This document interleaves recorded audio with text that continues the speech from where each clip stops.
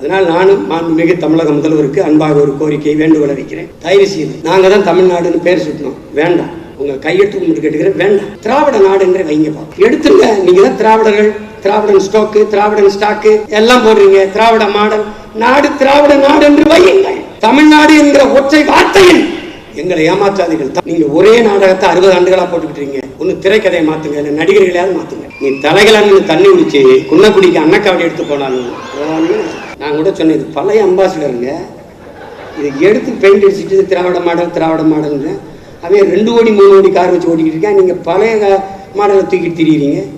உங்க மனத்தாண்டு சொட்டு சொல்லுங்க. இதுவரைக்கும் இந்த நிலத்துல இல்லாத திராவிட மாடல் இப்ப ஓவர கத்துது. எதுக்கு? Because of hours.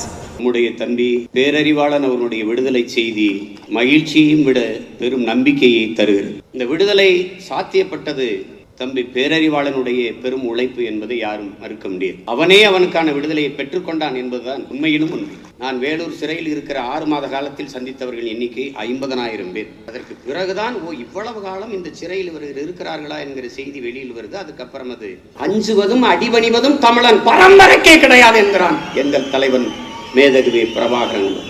பயன் என்பது கோழைகளின் தோழன். அடிமையாக வாழ்வதை விட உரிமைக்காக போராடி சாவது மேலானது. சுதந்திரம் இல்லாத நாடு வெறும் காடு. சேகுவாரா பெரிய வீரன், புரட்சிக்காரன். ஆனால் அவன் நாடு தவிர பிற நாட்டில் கீவா தவிர வேறு நாட்டில் தங்கி இருந்து போராடினான். ஆனால் சொந்த நாட்டை விட்டு எங்கும் செல்லாத சொந்த நாட்டின் மக்களையே, தன் இன மக்களையே படையாக திரட்டி களத்திலே நின்று போராடிய உலக பெரும் புரட்சியாளன் எண்ணுயிர் தலைவன் மேதகுவே பிரபாகரன் மட்டும்தான்.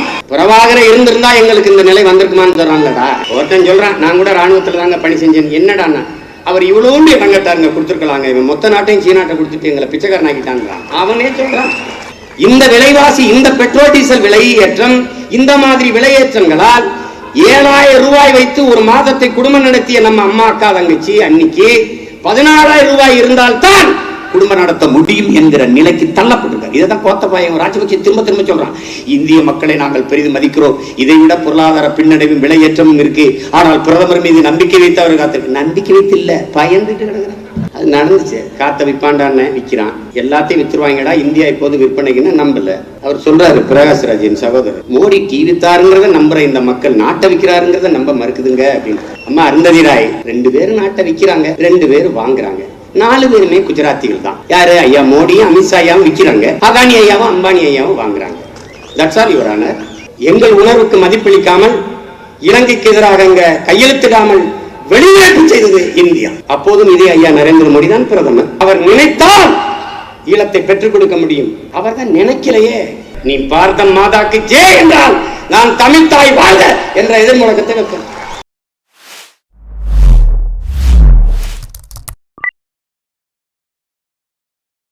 மே 18 நம் இனப்படுகொலை நாள்.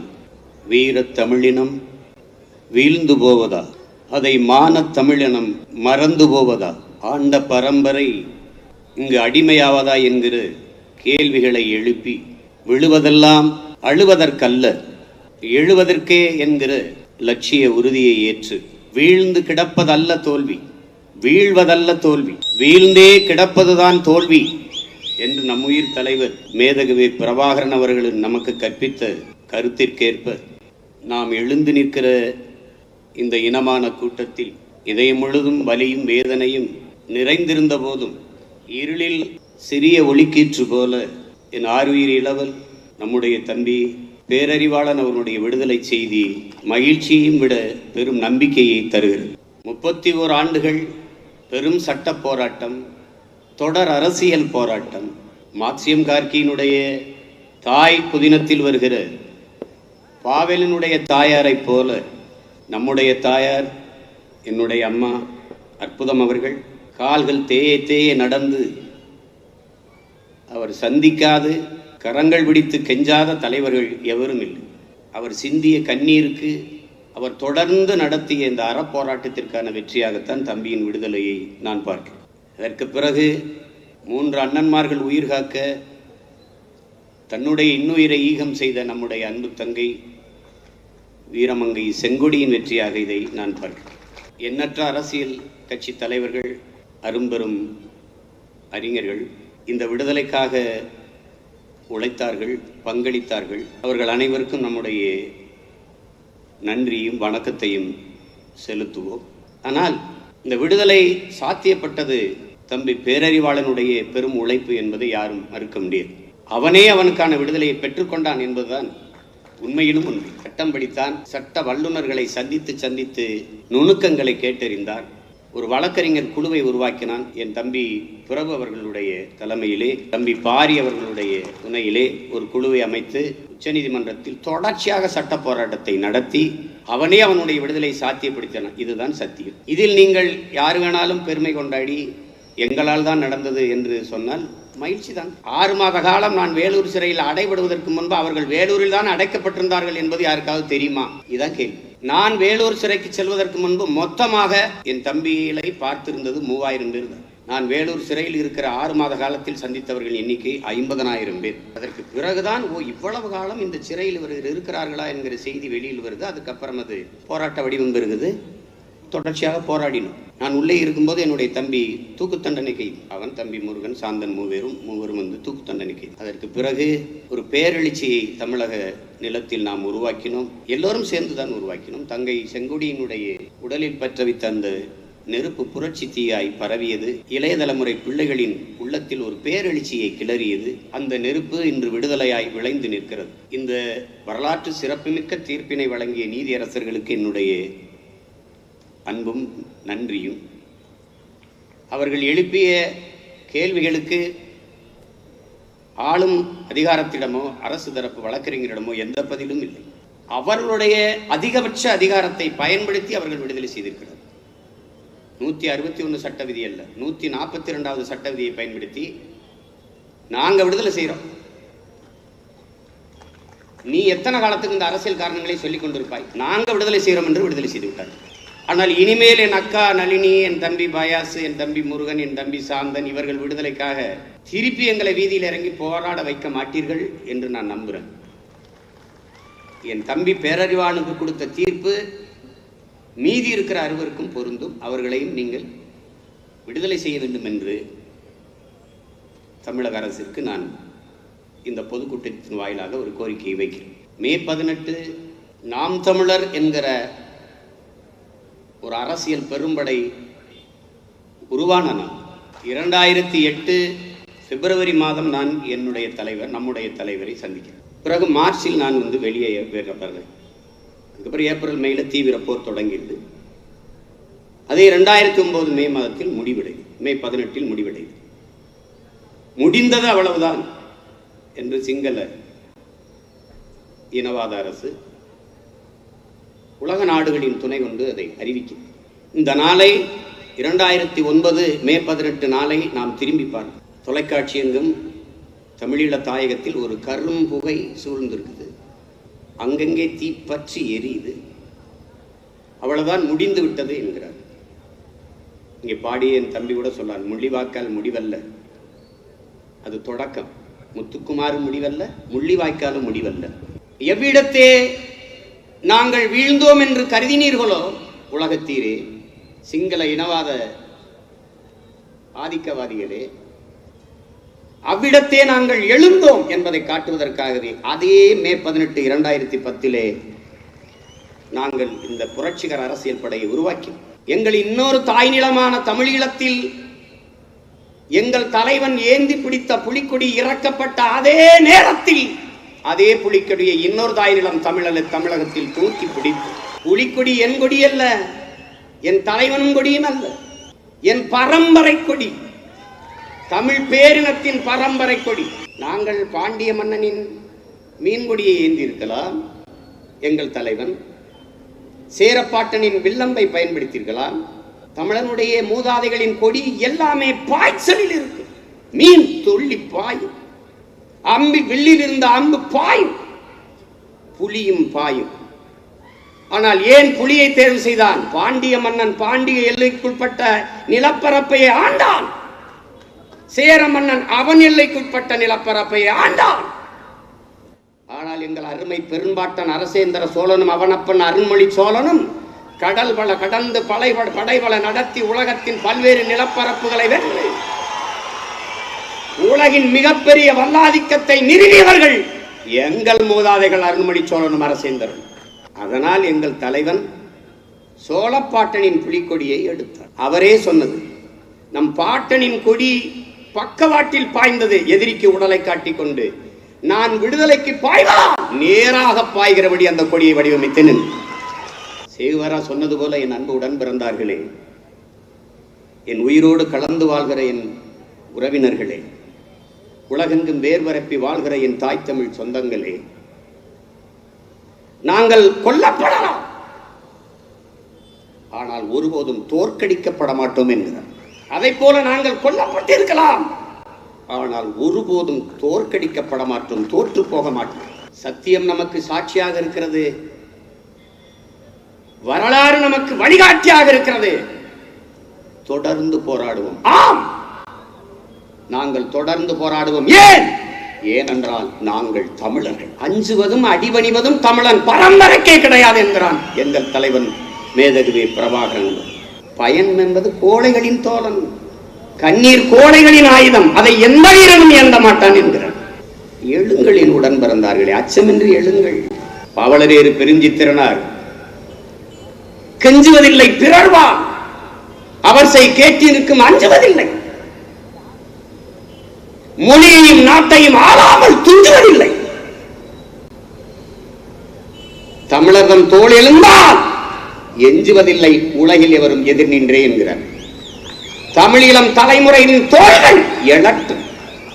பூட்டிய இரும்பு கூட்டின் கதவு திறந்தது, சிறுத்தையே வெளியே வா. எலியன உன்னை இகழ்ந்தவர் நடுங்க, புலியன செயல் செய்ய புறப்படு வெளி. சிம்பு பறவையே சிறகை விரி, எழு சிங்க இளைஞனே திருப்பு முகம் திறவிழி. நம்பினை பகலினை நல்லிருள் என்றே, இங்கு நாட்டிற்கு இழிகழுதை ஆட்சியா? கைவிரித்து வந்த கயவர் நம்மிடை பொய் விரித்து நம் புலன்கள் மறைத்து தமிழுக்கு விளங்கிற்று தாயகம் பற்றி நமக்குள்ள உரிமை தமக்கென்பாரணி. வழி வழி வந்த உன் மரத்தனம் எங்கே, மொழிப்பற்றெங்கே, வெளிப்பற்று எழுக. இகழ்ச்சி நேர்ந்தால் இறப்போம் என்றும் புகழ்ச்சியே எம் பூணாம் என்றும் வையமாண்ட வண்டமில் மரவே கையிருப்ப காட்ட எழுக. குறிக்கும் உன் இளைஞர் கூட்டம் எங்கே? மரிக்கொணா கடல் போல் மார்பகை மேல்விடு, நன்மொழிக்கு விடுதலை நல்கிட எண்ணிருந்தான் புரட்சி பாவலன். அந்த உணர்ச்சி பாக்களுக்கேற்ப எழுந்திருக்கிற என்னிடம் உடன் பிறந்தார்களே, நாம் உறுதியாக வெல்வோம்.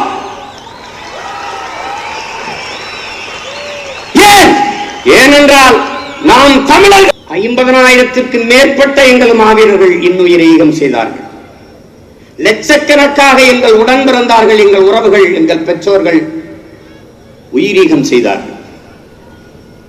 இந்த படங்களில் இருப்பது ரொம்ப குறைவு. நச்சு குண்டுகள், கொத்தனி குண்டுகள், பாஸ்பரஸ் குண்டுகள் ஒரு நாட்டிற்கும் இன்னொரு நாட்டிற்கும் போர் நடக்கும் போது கூட பயன்படுத்தக்கூடாது என்று தடை செய்ய வைத்திருந்த அத்தனை ஆயுதங்களையும் பயன்படுத்தி கொன்றார்கள். இங்கே இறந்து கிடப்பவர்களை பாருங்கள், எல்லாம் பிஞ்சுகள். சிங்கள குழந்தையா தமிழ் குழந்தையா பிறந்திருக்குமா என்பதை அறியாத அந்த பிஞ்சுகள் கரிக்கட்டையாக கருகி கிடக்கிறார். எது ஒன்றுக்கும் செவி சாய்க்காது, கண் திறக்காது, வாய் திறக்காது பன்னாட்டு சமூகம், இந்திய ஒன்றிய பேரரசு அமைதியாக இருக்கும். போரை அவர்களெல்லாம் சேர்ந்துதான் நடத்தினார்கள். மற்றவர்களுக்கு இது ஒரு செய்தி, எனக்கும் உங்களுக்கும் இது எப்படி செய்தியாக இருக்க முடியும்? இது கடந்து போவதற்கு, மறந்து போவதற்கு. எதை மறப்பது, எதை மன்னிப்பது? உலக வரலாற்றில் எந்த இனத்திற்கும் இவ்வளவு பெரிய கொடுந்துயரம் நிகழ்ந்திருக்காது. இவ்வளவையும் இழந்து தாங்கி இவ்வளவு அவமானங்கள், ஏச்சுக்கள், பேச்சுக்கள், வீட்டை இழந்து, நாட்டை இழந்து, கைகால்களை இழந்து, உயிரை கொடுத்து போராடியதெல்லாம் எதற்காக? விடுதலை, சுதந்திரம் என்ற ஒற்றை சொல்லுக்காக. சுதந்திரம் இல்லாத நாடு வெறும் காடு. நாமக்கல் கவிஞர் ராமலிங்கம் பிள்ளை பாடுகிறார், நம்முடைய தாத்தா. சுதந்திரம் இல்லாத நாட்டிற்கு எந்த பெருமையும் கிடையாது. ரூசோ சொல்கிறார், அறிஞர் ரூசோ. சுதந்திரம் எனது பிறப்புரிமை என்கிறார் பாலகங்காதர திலகர். சுதந்திரம் அனைவருக்குமான அழிக்க முடியாத உரிமை என்கிறான் இளைய புரட்சியாளர் பகத்சிங். இந்த வழியில் தான் எங்களுடைய தலைவர் அடிமையாக வாழ்வதை விட உரிமைக்காக போராடி சாவது மேலானது என்ற முழக்கத்தை வியட்நாம் விடுதலைக்கு போராடிய புரட்சியாளன் ஹோசிமின் முன்வைக்கிறார். இந்திய பெருநிலத்தில் பிறப்பின் அடிப்படையில் பேதம் கற்பித்து உயர்ந்தவன் தாழ்ந்தவன் என்று பாகுபாடு பாராட்டி மானுட சமூகத்தில் பிளவை ஏற்படுத்தி பிரிந்து வளர்க்கிற அந்த கொடுஞ்செயலுக்கு எதிராக புரட்சி செய்த புரட்சியாளர் அம்பேத்கர் அவர்கள் 1000 ஆண்டுகள் நாம் அடிமையாக வாழ்வதை விட ஒரு நொடியேனும் வீரமாக சுதந்திரமாக வாழ்ந்து செல்வது மேலானது என்ற முழக்கத்தை முன்வைக்கிறார். இந்த உலக புரட்சியாளர்களின் தத்துவத்தை எல்லாம் உள்வாங்கிக் கொண்டு வந்த நம்முடைய தலைவன் 1000 ஆண்டுகள் நாம் அடிமையாக வாழ்வதை விட சுதந்திரமாக சாவது மேலானது, அதுவும் அந்த சுதந்திரத்திற்காக போராடி சாவது அதைவிட மேலானது என்ற முழக்கத்தை முன்வைத்தார். சரணடைந்து சாவதை விட வாழ்வதை விட சண்டை விட்டு சாவது மேலானது. சரணடைஞ்சு வாழலாம், சரி, சண்டை விட்டு சாவோம், அவ்வளவுதானே. அதுக்கு என்ன முன்வைக்கிறார்? அடிமை வாழ்விலும் உரிமை சாவு மேலானது. இது அவர் முன்வைக்கல, அவருடைய முன்னவர்கள். ஊழித்தேவனிலிருந்து, தீரன் சின்னமலிருந்து, மருதுபாண்டியிலிருந்து, வேல்நாச்சியாரிலிருந்து, அழகுமுத்துக்கோனிலிருந்து, சுந்தரலிங்கனாரிலிருந்து, பெரும்புடியிலிருந்து, பண்டார வன்னியிலிருந்து எல்லா மூதாதைகளும் முன்வைத்த முழக்கம் அடிமை வாழ்விலும் உரிமை சாவு மேலானது. அதேதான் அவர் முன்வைத்து போராடினார். கடைசியா நமக்கு என்ன கற்பித்தார் தெரியுமில்ல? கடைசி அவர் நமக்கு சொல்ல வர்றது என்ன தெரியுமில்ல? போராடினாலும் சாவும், போராடாவிட்டாலும் சாவும். ஆனால் போராடினால் ஒருவேளை வாழ்வதற்கு வாய்ப்பு இருக்கு. அதனால் போராடி சாவும். அதனால்தான் அவன் பிள்ளைகள் தொடர்ந்து போராடுகிறோம். ஏனென்றால் நாங்கள் தமிழர்கள். புரட்சியாளன் பகத்சிங் சொல்கிறான், புரட்சி என்பது மனித குலத்தின் பிரிக்க முடியாத உரிமை என்கிறார்.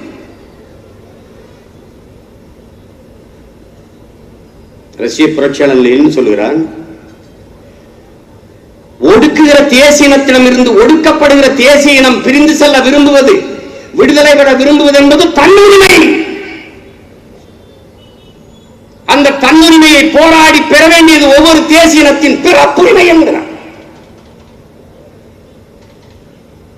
இந்த புரட்சியாளருக்கு கற்பித்த அந்த பிறப்புரிமையை பெறுவதற்கு தான் மரணத்தை முன்னிறுத்தி உயிரை விலையாக கொடுத்து களத்திலே வீரச்சாவை தழுவினார்கள் நம்முடன் பிறந்தார்கள்.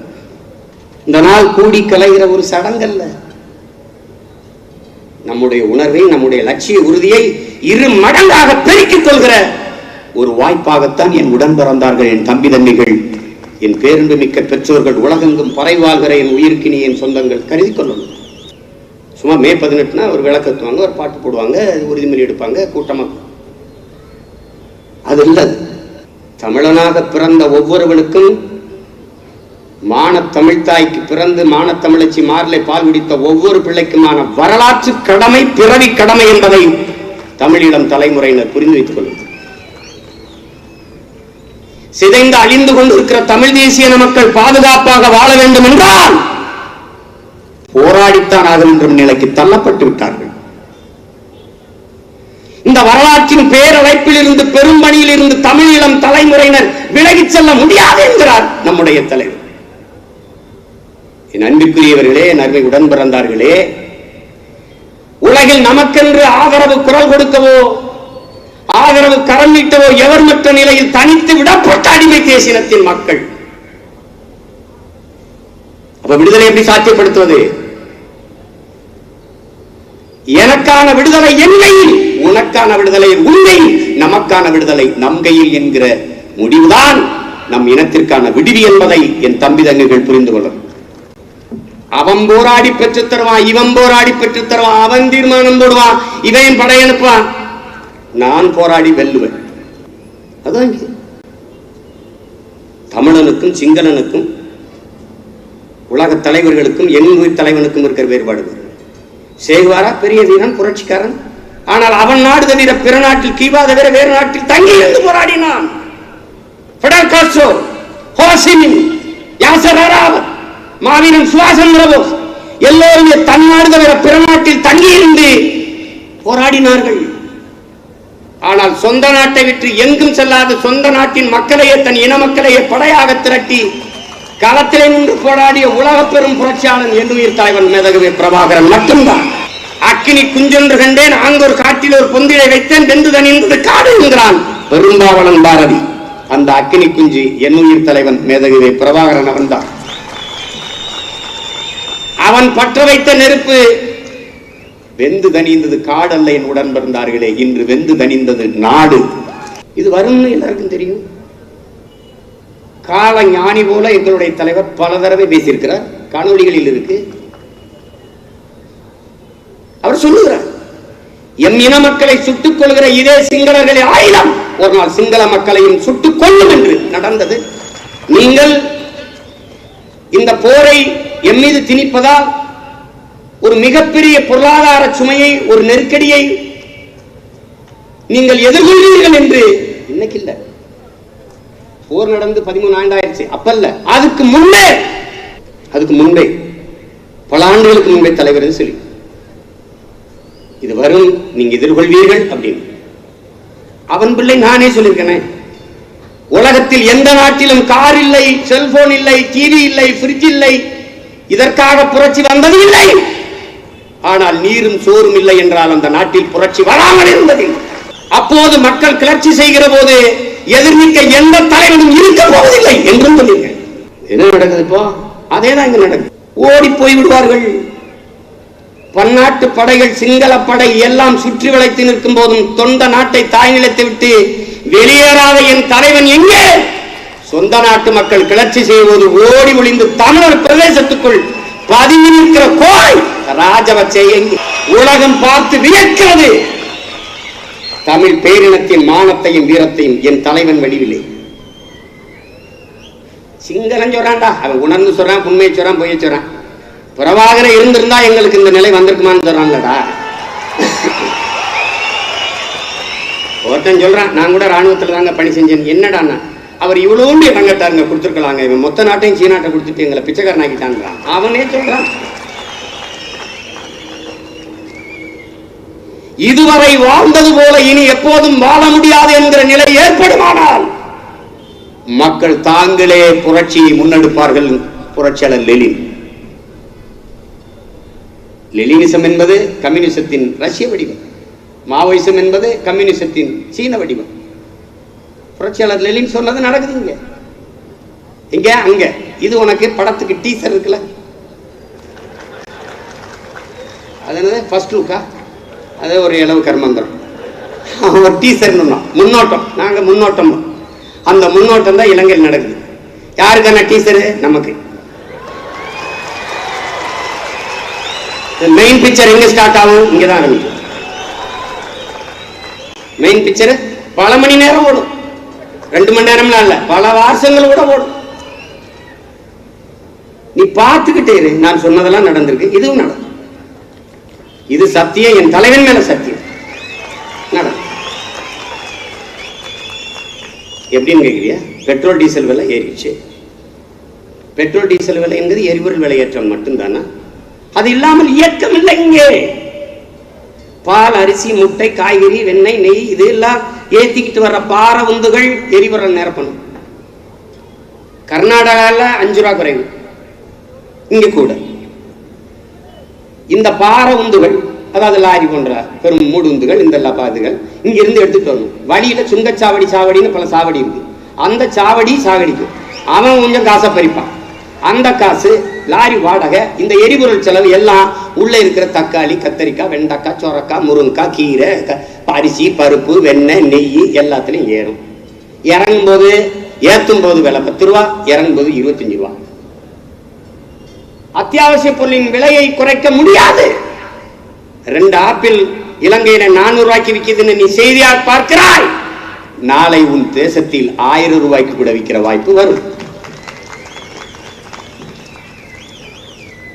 இப்ப நூல் விலையேற்றத்துல திருப்பூர்புரம் போராட்டம் நடக்குதா? நடக்குது. எல்லா தொழிற்சாலையும் மூடுறான். ஒரு நாளைக்கு 350 கோடி இழப்புங்கிறான். இங்க நம்ம ஐயா சொத்து வரியை ஏத்திட்டார். சொத்து வரி ஏத்தனா உனக்கு என்ன பிரச்சனை? உனக்கு ஒரு பிரச்சனை இல்லை. 80 விழுக்காடு மக்கள் வாடகை வீட்டுல வாங்க.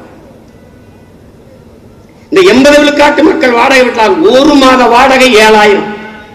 சொத்து வரி கூடிட்டதால் இப்ப வீட்டு உரிமையாளன் வரியை கட்டுறதுக்கு வாடகை தான் கொடுக்கணும். இப்ப 7000 14,000 ஆகும்.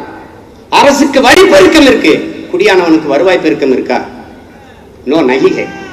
இந்த விலைவாசி, இந்த பெட்ரோல் டீசல் விலையேற்றம், இந்த மாதிரி விலையேற்றங்களால் 7,000 ரூபாய் வைத்து ஒரு மாதத்தை குடும்பம் நடத்திய நம்ம அம்மா அக்கா தங்கச்சி அன்னைக்கு 16,000 ரூபாய் இருந்தால்தான் குடும்பம் நடத்த முடியும் என்கிற நிலைக்கு தள்ளப்பட்டிருக்கார். இதைதான் கோத்தபாய ராஜபக்சே திரும்ப திரும்ப சொல்றான். இந்திய மக்களை நாங்கள் பெரிதும் மதிக்கிறோம், இதை விட பொருளாதார பின்னடைவும் விலையேற்றமும் இருக்கு, ஆனால் பிரதமர் மீது நம்பிக்கை வைத்து அவர் காத்திருக்கு. நம்பிக்கை வைத்து இல்ல, பயந்துட்டு கிடக்குறார். அது ஆள் இப்படியே சொல்லிட்டே இருப்பான் அப்படின்னு தான் நினைச்சிட்டு இருந்தேன்.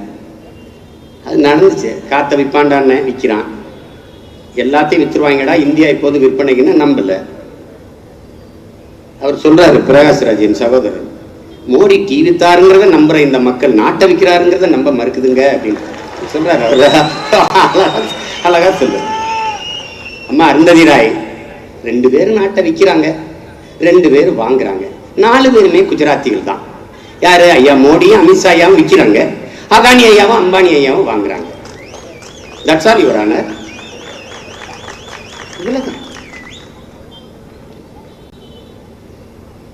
இல்ல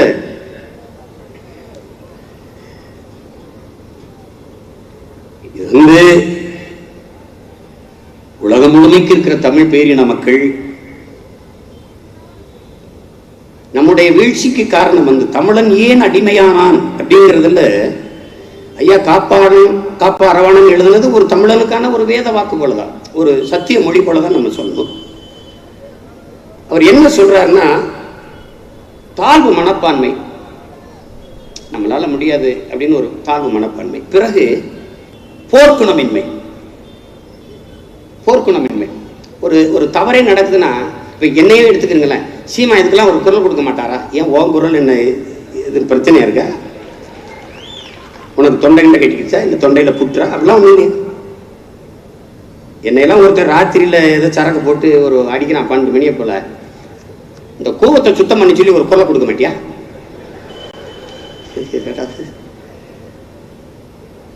அவன் வந்து அவனுக்கு யாரோ ஒருத்தன் வரணும்,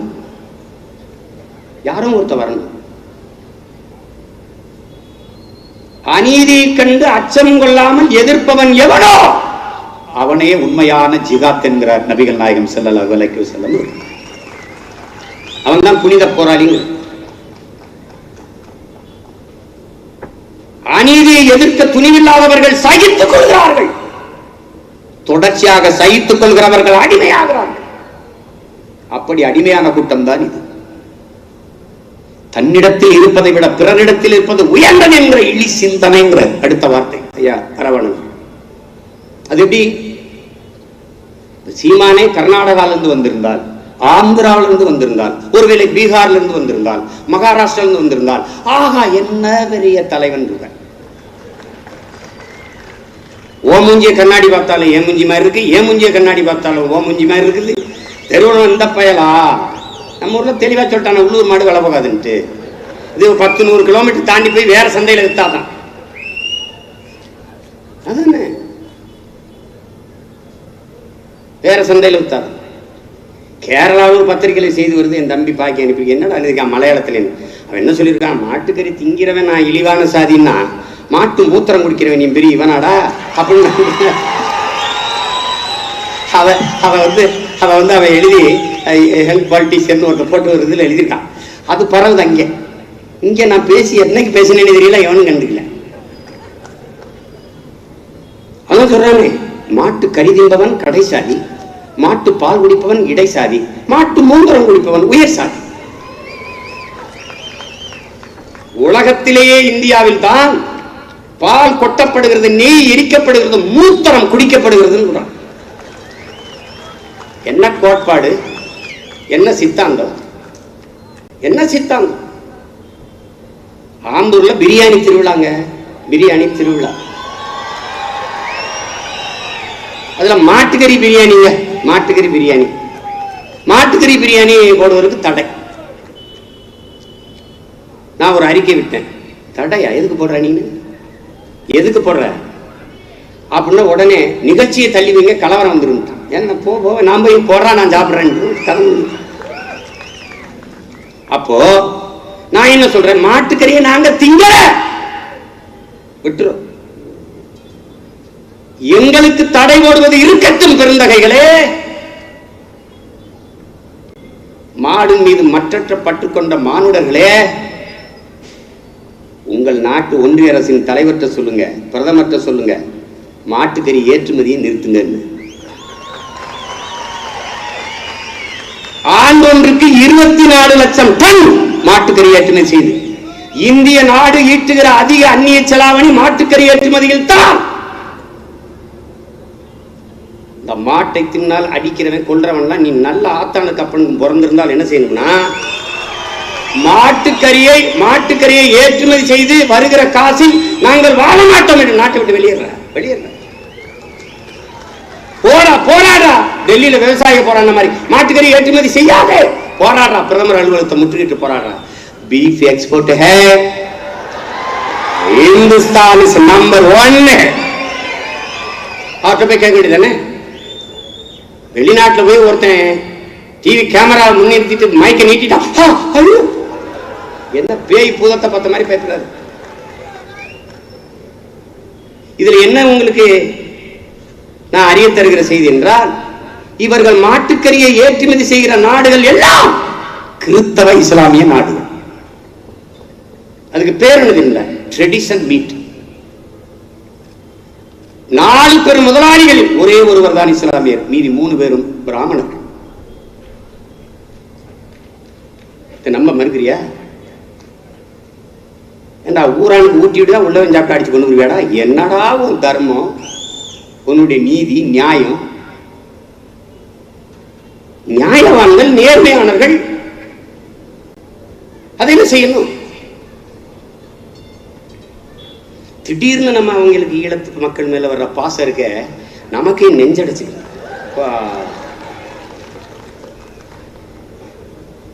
ஒரு அம்மையா கடவுள் மட்டும் எனக்கு வரம் கொடுப்பதா இருந்தால் அப்படியே காலச்சக்கரத்தில் பின்னாடி போய் ஐயா நரேந்திர மோடி அவர்களை 2008 2009 ஆண்டு பிரதமராக்கி ஈழப்போரே நடக்காமல் பார்த்திருப்பேன். அதே இறைவன் மட்டும் எனக்கு வரம் தருவதா இருந்தால் காலச்சக்கரத்தில் பின்னோக்கி போய் குஜராத்தில் அவர்கள் முதல்வராகவே ஆகவிடாமல் தடுத்து பல்லாயிரக்கணக்கான என் இஸ்லாமிய சொந்தங்களை சாகவிடாமல் காப்பாற்ற. அவன் ஒரு இனப்படுகொலையான, இவர் ஒரு இனப்படுகொலையான, இவரை வச்சு எங்களை காப்பாற்ற. இலங்கையின் பொருளாதார வீழ்ச்சி சஞ்சீவி மலை போல தூக்கிட்டு வந்துடும். இங்க இருக்கிற சஞ்சீவி மலை குத்துக்கு சொல்லு, இங்க விழுந்திருக்கு. இந்தியாவின் பொருளாதார வீழ்ச்சிக்கு காரணம் பணம் செல்லாது என்பதும் டிமாண்டேஷனும் இந்த ஜிஎஸ்டி என்கிற இந்த சரக்கு மற்றும் சேவை வரியும் தான் என்று உலக வங்கி சொல்லுது. அதுக்கு பதில் இருக்கா? ஏதாவது இருக்கா? ஒண்ணும் கிடையாது. திடீரென்று ஈழத்தை பேசுறது. அது ஏன் பேசுறாங்கன்னு உங்களுக்கு தெரியும். நான் என் இறையை தேடி ஓடுறேன். என்னுடைய வணக்கத்திற்குரிய தெய்வம் யாருன்னு பார்க்கிறேன். என் மூதாதை முருகன் தெரியுது. என் முப்பாட்டன் முருகன் நான் போறேன்.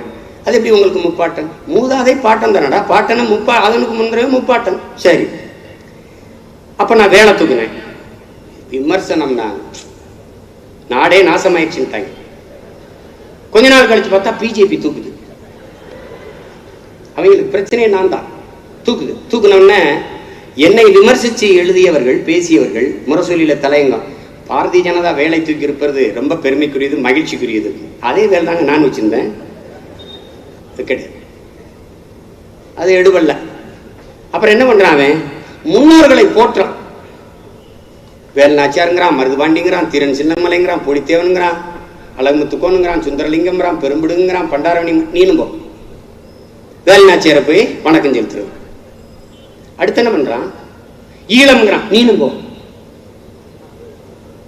அப்படியே வா, நவம்பர் 27 மாவீரதம் நடத்துவேன், நீ நடத்து.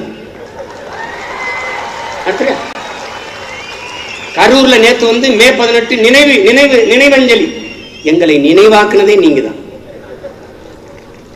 என்ன கொடுமை பாருங்க.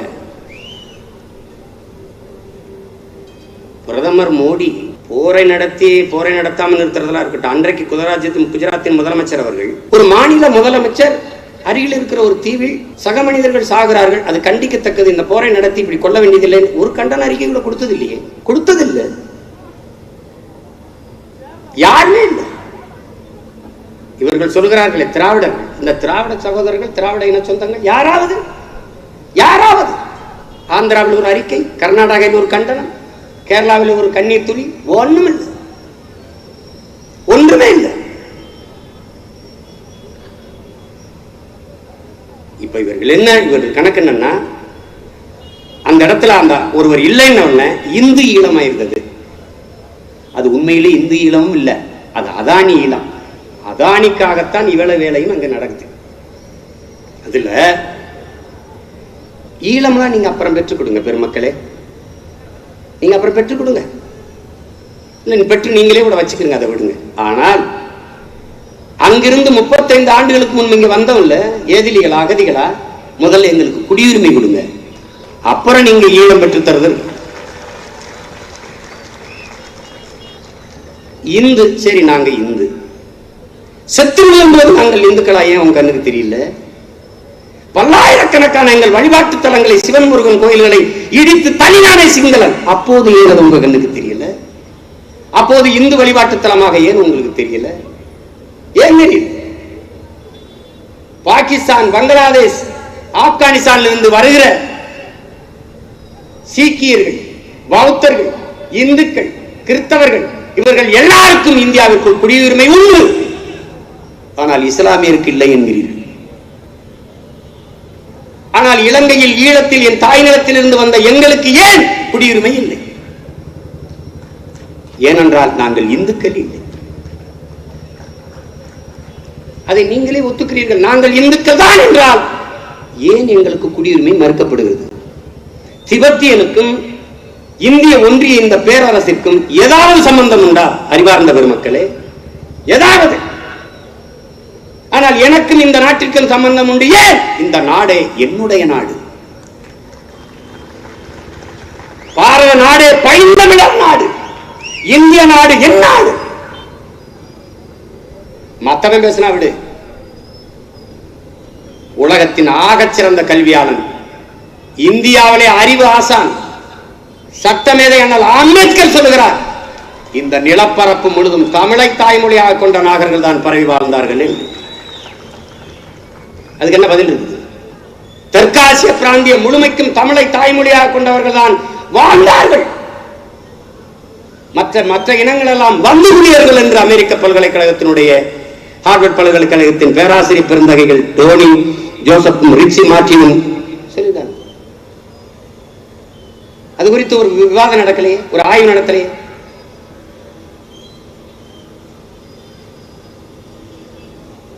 இந்த நிலம் என்னது? இந்த நாடு நாடாவதற்கு முன்னே நிலைத்து வாழ்ந்து கொண்டிருக்கிற பூர்வீகுடி மக்கள் நாங்கள். இந்த நிலப்பரப்பின் விடுதலைக்காக செக்கெடுத்து, சிறைப்பட்டு, தூக்கில் தொங்கி, ரத்தம் சிந்தி போராடி மாண்டவர்கள் நாங்கள். ஆனால் எங்களுக்கு இல்லாத உரிமை திபெத்தியனுக்கு இருக்கு. உயர்ந்த குடியிருப்புகள், விளையாட்டு திடல்கள், வணிக வளாகங்கள், கல்லூரிகள், பள்ளிக்கூடங்கள், திரையரங்குகள். இனி அவனுக்கு திபெத்துங்கிற நாடு கிடைத்தால் கூட போக வேண்டிய அவசியம் அவனுக்கு இல்லை. அப்ப இவ்வளவும் அவனுக்கு செய்கிறீர்கள், எங்களுக்கு குடியுரிமை தர மறுக்கிறீர்கள். அது கேட்டா ஐயா சுப்பிரமணிய சாமி சொல்றார், அங்க சிவில் வார் தான் நடந்தது, மக்களுக்கு மக்கள் தான் மோதிக்கொண்டார்கள், நம்மை தாக்கி அளித்தது இலங்கை ராணுவம் இல்லை என்பது இவர்கள் கூற்று. திடீர்னு பாசம் வரும், திடீர்னு இந்த அறுக்கு போறதுக்கு முன்னாடி கொஞ்சம் குழவு கொடுப்பான், ஆட்டுக்கு இற கொடுப்பான், அது வேப்பங்குலை கொடுக்க மாட்டான், கறி கசக்கும்ட்டு. அதுல கூட வேப்பங்குலை கொடுத்தா கறி கசக்கும், குடல்ல போய் தங்கிக்கிட்டு அந்த குடல்லாம் கசக்கும். அதனால அறுக்கிறதுக்கு ஒரு நாளைக்கு முன்னாடி வந்து வேப்பங்குலையை நிப்பாட்டிடுவோம். அகத்திக்கீரை, கத்திரிக்காய், மற்ற புல் இதுதான் கொடுப்பான். அந்த மாதிரி கொடுத்து நம்மளை அறுக்கிறது தான் இந்த வேலை. திடீர்னு அவர் வருவாரு, திருக்குறள்ல 2 பேசுவாரு, மோடியின் தமிழ் பற்றுக்கு நம்மால் தலைவணங்கிடுவான். வள்ளுவர் ஏன் 2000 ஆண்டுக்கு முன்னாடி செத்து போனார்னா இந்த துயரம் எல்லாம் நம்ம அனுமதிக்க வேண்டும் வரும். திடீர்னு காமராஜர் இவர் வாழும் காமராஜர்ங்கிறார். அதனாலதான் அவர் முன்னாடியே போயிட்டார். இந்த அம்பேத்கரை, இந்த காந்தி, இந்த காமராஜரை இவங்க படுத்துற அவமானம் இருக்க. இவர் அம்பேத்கருங்க, இவர் ஒரு அம்பேத்கர், அப்புறம் இவரும் அம்பேத்கருங்க. அவர் வாழ்நாளில் இவ்வளவு அவமானப்பட்டிருப்பாரான்னு நான் வந்து அவர் பிறந்ததுலேருந்தே துயரங்களையும் அவமானங்களையும் ஏற்றி பேச்சுகளை தான் தாங்கினாரு. இறந்த பிறகாவது விடலாம். வாழும் அம்பேத்கரே அப்படின்னு அவன் 5 புத்தகம் கூட படிச்சிருக்க மாட்டான். அவன் 60,000 புத்தகம் படிச்ச மேல. என்ன சொல்றது என்ன செய்யறதுன்னு தெரியல. அப்போ இந்த பாரதிய ஜனதா இன்னைக்கு ஈழத்தை பற்றி பேசுவது, இன்னைக்கு முள்ளிவாய்க்கால் படுகொலை பற்றி பேசுவதெல்லாம் நீங்க நுட்பமா கவனிக்கணும். போரை நடத்தியது காங்கிரஸ், அதற்கு துரோகம் செய்து துணை நின்றது திமுக. அதுல யாருக்கும் எந்த மறுப்பும் இல்லை, மாற்றும் இல்லை. அது ஐயா இறையன்பு ஈழப்படுகொலை சுவடுகளை நான் உங்களை படிக்க சொன்ன மாதிரி ஐயா இறையன்பு எழுதுன துரோக சுவடுகளை என் பிள்ளைகள் படிக்கணும், கட்டாயம் படிக்கணும். நம்பிக்கையால் தான் மனிதர்கள் வாழ்கிறார்கள், அதே நம்பிக்கையால் தான் வீழ்கிறார்கள் என்று எழுதுகிறார். அது என்னன்னா, பகையாளி வகுத்தால் குயுக்தி, பங்காளி வகுத்தால் துரோகம், அதையே பகையாளி வகுத்தால் உத்தி, அதே நண்பன் வகித்தால் அது துரோகம், நண்பன் செய்தால் துரோகம். கூட இருந்தே குழி பறித்தால் தான் அது குழி, கூட இருந்தே பறித்தால் தான் குழி, தூர இருந்து பறித்தால் அது அகலிங்கிறது. அதுல மார்க்ஸ் சொல்றதை நீங்க நல்லா கவனிச்சுக்கணும். மனிதன் ஒவ்வொருவனும் தன்னலவாதி, அவன் எல்லா செயல்களும் ஏதாவது ஒரு ஆதாயத்தை நோக்கி இருக்கும். இது மார்க்ஸ். காந்தி மனிதன் மகத்தான மேன்மை மிக்கவன் என்று ஒரு கோட்பாட்டை சொல்றாரு. அதுல ஐயா இறையன்பு சொல்றாரு, இது ரெண்டுல எது எந்த நேரத்துக்கு சரியானது நீ பொருத்தி பார்க்க தெரிஞ்சிட்டால் நீ அறிஞன் ஆயிடுவேன். நம்ம அது தெரிஞ்சிட்டா நம்ம எங்க இருக்கான். அவர் என்ன சொல்றாருன்னா, நீ அறிவற்ற, முட்டாளுங்கிற சொல் வேண்டாம், அறிவற்றவர்களே வைப்போம். முட்டாள்னா அது இழிவான சொல் இல்லை. தேர் இருக்குல்ல, தேர் ஓடி வரும்போது ஒரு முட்டு கட்டையை கொடுத்து முட்டு போடுறவருக்கு ஒரு ஆள் இருப்பாங்க, 4-5 பேர். அந்த முட்டு கொடுத்து தேர் வேகத்தை நிறுத்துறதுக்கு பேர் முட்டு ஆள் அப்படின்னு பேர். மடை என்ன மடை இல்லை, மடை என்ன முட்டாள்னு அர்த்தம் இல்லை, அது அறிவற்றவன் அர்த்தம் இல்லை. மடையை, தண்ணி ஓடுற மடையை புகுந்து அடைக்கிறதுக்கு பேர் மடையன் என்று பேர். அப்ப என்ன பண்ணும், அறிவு கட்டவன் அப்படின்னு சொல்ல. அறிவு கட்டவர்களை வைத்து கூட நீ வேலை செய்திடலாம், ஆனால் துரோகிகளை, விசுவாசமற்றவர்களை வைத்துக் கொண்டு வேலை செய்ய முடியாது.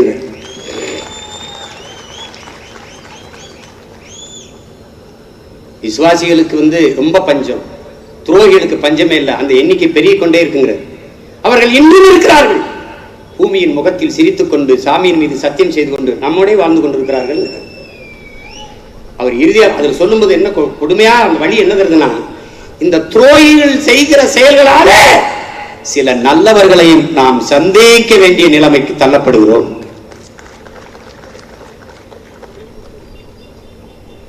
அப்படிப்பட்ட துரோகிகள் நம் இனமெங்கும் இருக்கிறாங்க, இனமெங்கும்.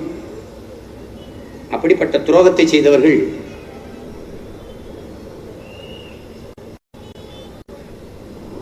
பூஜ்ய அலைக்கற்றை ஊழலுக்காக 1 மாத காலம் இந்திய பாராளுமன்றத்தை முடக்கி போட்டது பாரதிய ஜனதா. அந்த காலகட்டத்தில் நம்முடைய ஈழத்தாயகத்தில் போர் நடந்து நாம் சாகும்போது காங்கிரஸ் ஆட்சி, எதிர்கட்சி, வலிமையான எதிர்கட்சி பாரதிய ஜனதா. ஒரு வார்த்தை, உனக்கும் எனக்கும் இன சொந்தங்கள், இரத்த உறவுகள், ஆனால் சக மனித சாவு, எல்லோரையும் போல பசி, உறக்கம், கனவு, கண்ணீர், ரத்தம், சதை எல்லாம் கொண்ட ஒரு சகமனித சாவு என்ற அடிப்படையிலாவது அந்த தீவுக்குள் இந்த மக்களை கொள்கிறார்களே என்று ஒரு வார்த்தை ஒரு உறுப்பினரிலிருந்து பேச.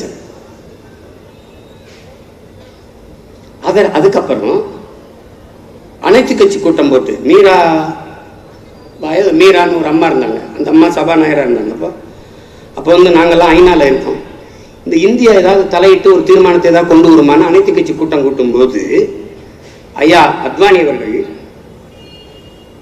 சிங்களர்கள் ராமனின் வாரிசுகள், தமிழர்கள் ராவணனின் வாரிசுகள், நாம் எப்போதும் ராமனின் வாரிசுகளின் பக்கம் தான் நிற்க வேண்டும் என்று பேசியது இன்னும் இருக்கு.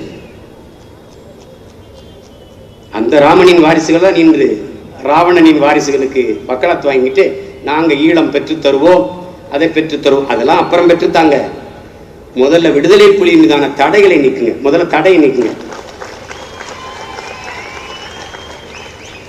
விடுதலை போராளிகளின் மீது தடையை நீக்குங்கள் பெருமக்களே. நீங்கள் எவரும் வந்து விடுதலை பெற்றுத் தர வேண்டியதில்லை, நாங்கள் போராடி பெற்றுக் கொள்வோம். ஏன்? ஏனென்றால் நாங்கள் தமிழர்கள். தடை நீக்குங்க. 8 ஆண்டுகள் ஆயிடுச்சு. ஒவ்வொரு 2 ஆண்டுக்கும் தடை நீட்டிச்சுட்டு தான் இருக்கிறீங்க. பிஜேபி வந்து ஏன் தடை நீக்க வேண்டியதானே? ரொம்ப வேண்டாம். என்னோட பாஸ்போர்ட் மீது இருக்க தடை நீக்குங்க. என்னோட கடவுச்சீட்டின் மீது இருக்கிற 7 ஆண்டுகளாக இருக்கிற தடையை நீக்குங்க. அது என்ன உங்களுக்கு சிக்கல்? வழக்கு. எத்தனை வழக்கு? 120 வழக்கு. கொள்ளையடிச்சனா, கொலை செய்தனா, ஊழல் செய்தனா, லஞ்சம் பெற்றனா ஒன்றுமில்லை. இதை போல பேசுங்க. யாருக்காக? என் மக்களுக்காக. யாருக்காக? என் தலைவனுக்காக. யாருக்காக? செத்து விழுந்து கிடக்கிற என் ரத்த சொந்தங்களுக்காக. இதுக்காக என் பாஸ்போர்ட்டை தடை பண்ணி வச்சிருக்கு. நீங்க நீங்க இவ்வளவு பெரிய ஆளுமை கொண்ட பெரிய பெரிய தலைவர்கள் நாடெல்லாம் நீங்க அது நாங்க பெற்றுக்கிறோம். இதை நீக்குங்க, தடை நீக்குங்க. எங்கள் விடுதலைக்கான தொடக்கம் என்பது ஐநா பெருமன்றத்தில் இருக்கிறது. அங்கு செல்லுங்கள். இலங்கைக்கு எதிரான ஒரு தீர்மானத்தை கொண்டு வாருங்கள். அதை இனப்படுகொலை என்பதை ஏற்க மறுக்கிறது தமிழ்நாட்டு சமூகம். காரணம் இந்தியா. எந்த நாட்டுக்கு போய் நாங்க பேசினாலும் what about India says. India என்ன சொல்லுது? எங்களுக்கு எதிராக சொல்லுது. ஏன்? அந்த நாடுகள் தயங்குவதற்கு காரணம் தெற்காசிய பிராந்தியத்தில் இந்தியா மிகப்பெரிய வல்லாதிக்கம் வளர்கிற ஒரு துணைக்கண்டம் வளர்கிற வல்லாதிக்கம். உலகத்தின் மிகப்பெரிய சந்தை. மோசமான நுகர்வு கலாச்சாரத்தை கொண்ட ஒரு சந்தை. இங்கே வர்த்தகம், தொழில், ராணுவம் எல்லாவற்றிலும் பல்வேறு நாடுகள் ஒப்பந்தம் போட்டிருக்கிறதுனால இந்திய நாட்டை பகைத்துக் கொள்ள இந்த நாடுகள் தயாராக இல்லை. ஆனால் இந்தியா எங்களுக்கு ஆதரவாக இல்லை. இதான் இங்க இருக்கிற சிக்கல். அதான் இப்ப இதுல என்னன்னா, கடந்த முறை ஐநாவில் இலங்கைக்கு எதிரான தீர்மானம் வருகிற போது எங்களுக்கு சம்பந்தமே இல்லாத சின்ன சின்ன நாடுகள் எல்லாம் இலங்கைக்கு எதிராக கையெழுத்திடுகிறார்.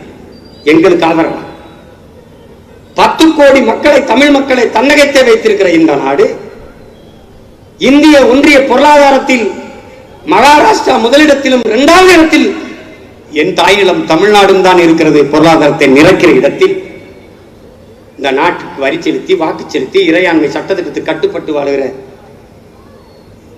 எங்கள் உணர்வுக்கு மதிப்பளிக்காமல், இலங்கைக்கு எதிராக கையெழுத்திடாமல் வெளிநடப்பு செய்தது இந்தியா.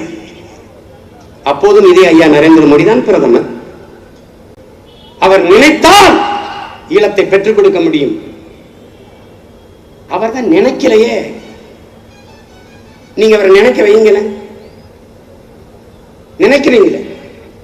எத்தனை முறை இலங்கைக்கு சென்றார்? ஏதாவது ஒரு வார்த்தை ஈழ தமிழ் மக்களுக்காக அவர் பேசிய ஒரு வார்த்தை பதிவாயிருந்தா ஆயிருக்கா? நீங்க இங்க வந்து இந்த நாடகத்தை நடத்தி தமிழர்களை ஏமாற்றி இதெல்லாம் நடக்காது. நீ பாரத மாதாக்கு ஜே என்றால் நான் தமிழ் தாய் வாழ்க என்ற எதிர் முழக்கத்தை வைப்பேன். உங்க பாரத மாதா வர்றதுக்கு முன்னாடி பைந்தமிழ் தாய் இங்க இருந்தா, பாரத மாதா எப்ப வந்தான்னு பேசுவோம். பாரத மாதாவின் பாட்டி எங்க தமிழ் தாய். நீ சும்மா கலந்துக்கிட்டு பாரத மாதா பாரத மாதா, ஆயிரக்கணக்கான பெண்களை கற்பழிச்சு கொண்டுட்டு ஜெயிலுக்கு போகும்போது பாரத மாதாக்கு ஜெய். இவங்களை மாதிரி ஒரு கேடு கட்ட கூட்ட உலகத்தில் ஒன்று உண்டா? மதத்தை வச்சு அரசாண்டு கொண்டிருக்கிறார்கள். அதே மதத்தை வைத்து அரசாண்டவன் கதை இலங்கையில் நாறிக்கொண்டிருக்கிறது. அந்த நிலை வரும்போது நீங்கள் எதை எப்படி எதிர்கொண்டு நிற்பீர்கள் என்று பாருங்கள். பெருமக்களே, நீங்கள் மானுடத்தை கொண்டுவிட்டு மதத்தை காப்பாற்ற போராடி கொண்டிருக்கிறீர்கள், கட்சி நடத்தி கொண்டிருக்கிறீர்கள். நாங்கள் மதத்தை கடந்து மானுடத்தை காப்பாற்ற கட்சி நடத்தி கொண்டிருக்கிறோம், போராடி கொண்டு அரசியல் செய்து கொண்டு. நீங்கள் கும்பிடுகிற சாமிக்கு அரசியல் செய்து கொண்டிருக்கிறீர்கள். நாங்கள் வாழ்கிற பூமியை காப்பாற்ற அரசியல் செய்து கொண்டு அடிப்படையிலே உங்களுக்கு எங்களுக்கு நிறைய வேறுபாடுகள் இருக்கு.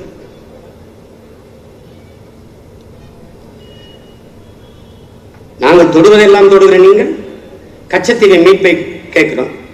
கச்சத்தீவை மீட்பேன்னு சொல்லுங்களேன். அது கொடுத்தது தான். அது ஏன் கொடுத்தது தான்? உங்க ஒப்பம் சொத்தா, உங்க பாட்டன் சொத்தா? எங்க பாட்டன் சொத்து. எங்க பாட்டன் சேதுபதி மன்னனுடைய பரம்பரை சொத்து. உங்களால மறுக்க இயலுமா? ஒண்ணுமே செய்ய.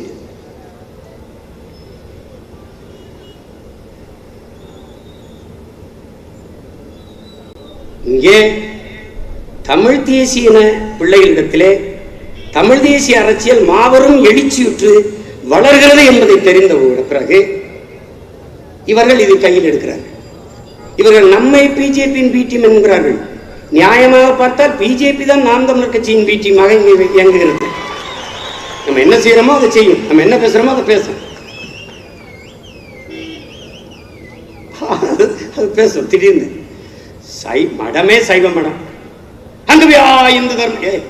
மடமே சைவ மடம்டா, அங்க என்ன போய் இந்து மதம் இந்து தர்மம் இதெல்லாம் வாழ்ந்துகிட்டு இருக்குங்கிறப்போ போங்கிட்டு கேட்கறதுக்கு எதுக்கும் பதில் கிடையாது. அது நாங்க நினைத்தால் செய்து நினைங்க. நீங்க எப்படிப்பட்ட நாடகக்காரர்கள் எனக்கு தெரியும். மேகதாதுல அணை கட்டக்கூடாதுன்னு நான் போராடுறேன், அதிகாரமற்ற. ஆனால் நீங்களும் தஞ்சாவூர்ல கூடி மேகதாதுல அணை கட்டக்கூடாது. யாருக்கிட்ட? கர்நாடகாவில் ஆள்றது யாரு? நீங்க தான்.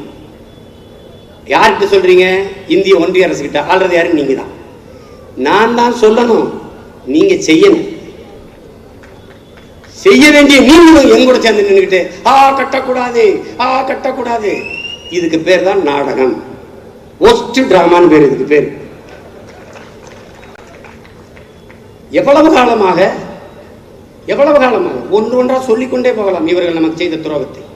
உங்களுக்கு தெரியுமா? என் உடன் பிறந்தார்களே, ஆன இரவை தலைவர் அடிச்சு பிடிச்சிடறாரு. அண்ணன் பால்ராஜ் அண்ணன் கட்டளை தளபதி, அவரை கமாண்டோ, அவருக்கு கீழே படை. அண்ணனுக்கு ஒரு கால் இல்லை, பால்ராஜ் அண்ணன் கட்டக்கால் தான். இடுப்பளவு தண்ணிக்குள்ள அந்த கட்டக்காலை வச்சு இழுத்து போய் சண்டை போட்டு அடிச்சு பிடிச்சிடறாரு. ஏற்கனவே இழந்த பகுதி சிங்களன்ட்ட பறி கொடுத்துட்டோம். அதான் தலைவர் சொல்றாரு பாருங்க, களத்தை இழக்கலாம், காலத்தையும் இழக்கலாம், பலத்தை மட்டும் ஒருவதும் இழந்து விடக்கூடாதுங்க. களத்தை இழந்துடலாம், போட்டு விடாதுங்களா பிறப்பு. 6 ஆண்டு காலம் போட்டு விட காலம். ஆனால் பலம் இருந்தா என்றாவது ஒரு நாள் அடித்து பிடிக்கலாம்டா. அதான் ஆணையர் வெற்றி நமக்கு காட்டுது. அடிச்சுட்டு அதுல கூட எங்க அண்ணனுக்கு வருத்தம், பால்ராஜ் அன்னைக்கு இந்த வெற்றியில எல்லாரும் பாராட்டுறாங்க. தலைவர் என்னை ஒரு வார்த்தை வாழ்த்துக்கள் பால்ராஜ்னு சொல்லலை, அண்ணன் சொல்லலை. அவருக்கு அந்த வருத்தம் இருக்குன்னு தெரிஞ்சிருச்சு. அங்க வா அப்படின்ட்டாரு. அதான் வீட்டுக்கு, தலைவருடைய அலுவலகத்துக்குன்னு வச்சுக்கிறீங்களேன். அங்க போன உடனே வாக்கியில ஒண்ணு போட்டு காட்டுறாரு. ஏன் இவ்வளவு பெரிய தோல்வி? என்ன இது? ஏன் படை பின்னடையுது? ஏன் தோல்வி? சிங்கள கமாண்ட கேட்கிறான். அதாவது பிரபாகரனே தலைமையேற்று படை நடத்தி வந்திருந்தா கூட நமக்கு இவ்வளவு இது வந்திருக்காது. வரவன் பால்ராஜ் படை நடத்தி வர்றான். அதனாலதான் எங்களை எதிர்கொள்ள முடியல, பின்னடைங்கிறாரு. சிங்களர்களே பாராட்டிட்டாங்க, இதுல நான் என்னவனே பாராட்டுறதுன்னு போயிட்டாரு. அது நடந்தது. இதுல என்ன நடந்ததுன்னா 40,000 வீரர்களை சுத்தி வளர்ச்சிடுறாரு அண்ணன் பால்ராஜ். சுத்தி வளர்ச்சிடுறாரு. இப்ப ஒரு அரை மணி நேரம் போது 40,000 பேரும் கொண்டுடலாம். நம்ம கொண்டுட்டால் என்ன நடக்கும்னா, சிங்கள படை செதறி எவனுமே இருக்க மாட்டான், ராணுவத்தில் ஓடிவான். அந்த படையை சிதைத்திட்டால் அவன் கையில் இருந்த கருவி எனக்கு. இங்கிருந்து யாழ் கோட்டையை நோக்கி நான் முன்னேறுவேன். யாழ் பல்கலைக்கழகத்தில் படித்துட்டு பலாயிரக்கணக்கான இளைஞர்கள் காத்திருக்கிறார்கள் இயக்கத்துக்கு உள்நுழைய. இப்ப இவனை முடிச்சுட்டு மேல ஏறி போனா அவன் உள்ள வருவான், என்படை பெருகும், மொத்த இலங்கையும் பிடிச்சு குடிக்குடி ஏத்தி இது தமிழர் தாயகம்னு அறிவிச்சு போயிருக்கான். இதை கெடுத்த பெருந்தகை யார் தெரியுமா? அன்னைக்கு இதே பாரதிய ஜனதா, ஐயா வாஜ்பாய் பிரதம அமைச்சர், ஜனா கிருஷ்ணமூர்த்தி, யஸ்வந்த் சிங்கா ராணுவ அமைச்சர், இவர்கள் எல்லாம் போய் இங்கே இருக்கிற நம்ம மதிக்கத்தக்க பெருந்தலைவர்கிட்ட பேசி பேசி தலைவரை சமப்படுத்தி சமரசப்படுத்தி இந்திய ராணுவத்தை அனுப்புறேன்றாங்க, அது தேவையற்ற சிக்கலை உருவாக்கும், அதனால அதை விட்டுடலாம் பார்த்துக்கலாம்னு தலைவர் வேற வழி இல்லாமல் இந்த நெருக்கடி ஓயாம அழுத்தம் கொடுத்தோடனே சரி ஆயுதத்தை போட்டு ஓட சொல்லுன்ட்டு. இல்லைன்னா அன்னைக்கே கதை முடிஞ்சிருக்கும். கெடுத்துக்காரு இவங்க தான் இல்லைன்னு சொல்ல பார்ப்போம். திடீர்னு நம்ம மேல பாசத்துல நாங்க அதை செஞ்சு வருவோம் இதை செஞ்சு வருவோம். செய்யுங்க, வேணான்னு சொல்ல செய்யுங்க. நீ முருகனை எடு, முருகான்னு சொல்லு, என் மகன் தான் ஞாபகத்துக்கு. நீ தீரன் சின்னமலை வேலு நாச்சியார் மருதுபாண்டியன் சொல்லு, நாம் தமிழர் கட்சி சிமன் தான் ஞாபகத்துக்கு. நீ ஈழம்னு பேசு, பிரபாகரன் அவன் பிள்ளைகள் நாங்களும் தான் ஞாபகம் உரிமை ஒழிய நீ தலைகளான்னு தண்ணி குடிச்சு குன்னக்குடிக்கு அன்னக்காவடி எடுத்து போனாலும் ஒன்றும் நடக்கப்படுறதில்லை. இதுவரை உங்க மனத்தாண்டு சொல்லிட்டு சொல்லுங்கள். என் உடன் பிறந்தார்களே பெரிய பெரிய தலைவர் பெருமக்கள்லாம் வந்திருக்கிறாங்க. எங்கள் அண்ணன் வீணரசு, எங்கள் அண்ணன் வினோத்து, இங்கே எல்லாம் வந்திருக்கிறாங்க. பெரிய பெரிய அறிஞர் தம்பி முத்துப்பாண்டி எல்லாம் பெரிய பெரிய எல்லாம் வந்திருக்காங்க. பெற்றோர்கள் பெரியப்பா சித்தப்பா எல்லாரும் வந்து உங்க மனத்தாண்டு சொல்லிட்டு சொல்லுங்க. இதுவரைக்கும் இந்த நிலத்துல இல்லாத திராவிட மாடல் இப்ப ஓவர கத்துது. எதுக்கு Dravida model? Dravida because of ours. Tamil தேசிய பிள்ளைகள் மேலாம் தேவையில்லாம போக வேண்டியது இருக்கு. அது எப்படி இருக்குது எனக்குன்னா, மணலுள் மூழ்கி வாழும் நுணலும் தன் வாயால் கெடும் சொல்லிருக்கான். அதுக்கு என்ன தெரியுமா? மணலுள் மூழ்கி வாழும் நுணலும் தன் வாயால் கெடும் அப்படின்னா, மண்ணுக்குள்ள போய் புதஞ்சு இருந்துகிட்டு வாழ்ந்துகிட்டு இருக்க தவளை கத்தி பாம்பு இப்படி மேல நெஞ்சுக்கிட்டு இருக்குல்ல, அப்படியே இங்கதான் இருந்து கத்துதுன்ட்டு ஒரே அதான் தன் வாயால் கெடுது. அப்படிதான் இந்த ஓவர் திராவிட மாடல் தன் வாயால் கெடுது. தேவையில்லாம ஆட்சிக்கு வந்தா ஆட்சியை சேர்ந்து விட்டுவிட்டு ஒரு பாட்டு வருது கலைஞர் தொலைக்காட்சியிலே, தமிழினமே தமிழினமே எழுந்து வா. எழுந்து எங்க எழுந்து வர வந்தாதான் குண்டாசு சண்டாசுன்னு ஆக்ட போடுறது வழக்க போடுறது. அப்ப எழுந்தா வழக்க போடுறது. எழுந்து நான் தமிழினம் வரணும், பாசிஸ்ட் செப்பரேட்டிஸ்ட் இனவெறியன் சிறந்து சொரியன் எல்லாம் போடுறேன். எவன் எழுதுன்னு பாக்குறது இப்படி சொல்லி பாரு, எவனாவது எழுதுறானு பாரு. இது ஒரு டீசர் தான். இந்த கூட்டம் பெரும் டீசர், பஸ் காசு எல்லாமே இருக்கு.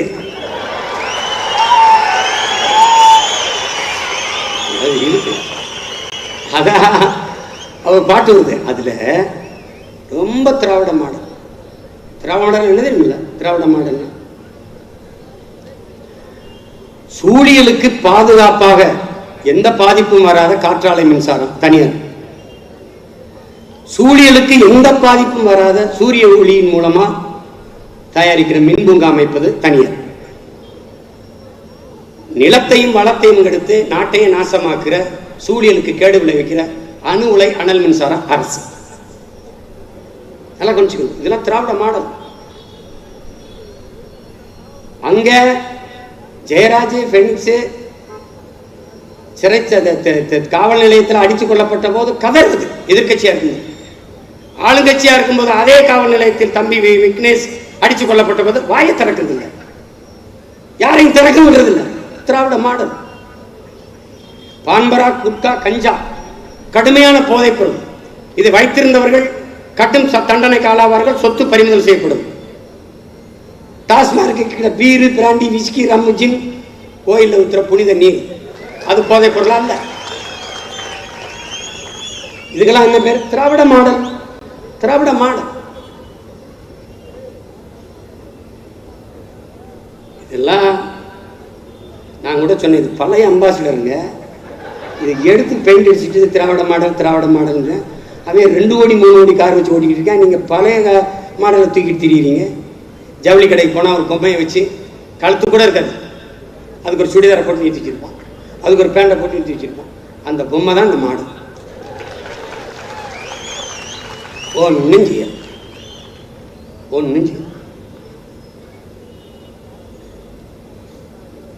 திடீர்னு ஒன்னு சொல்றது.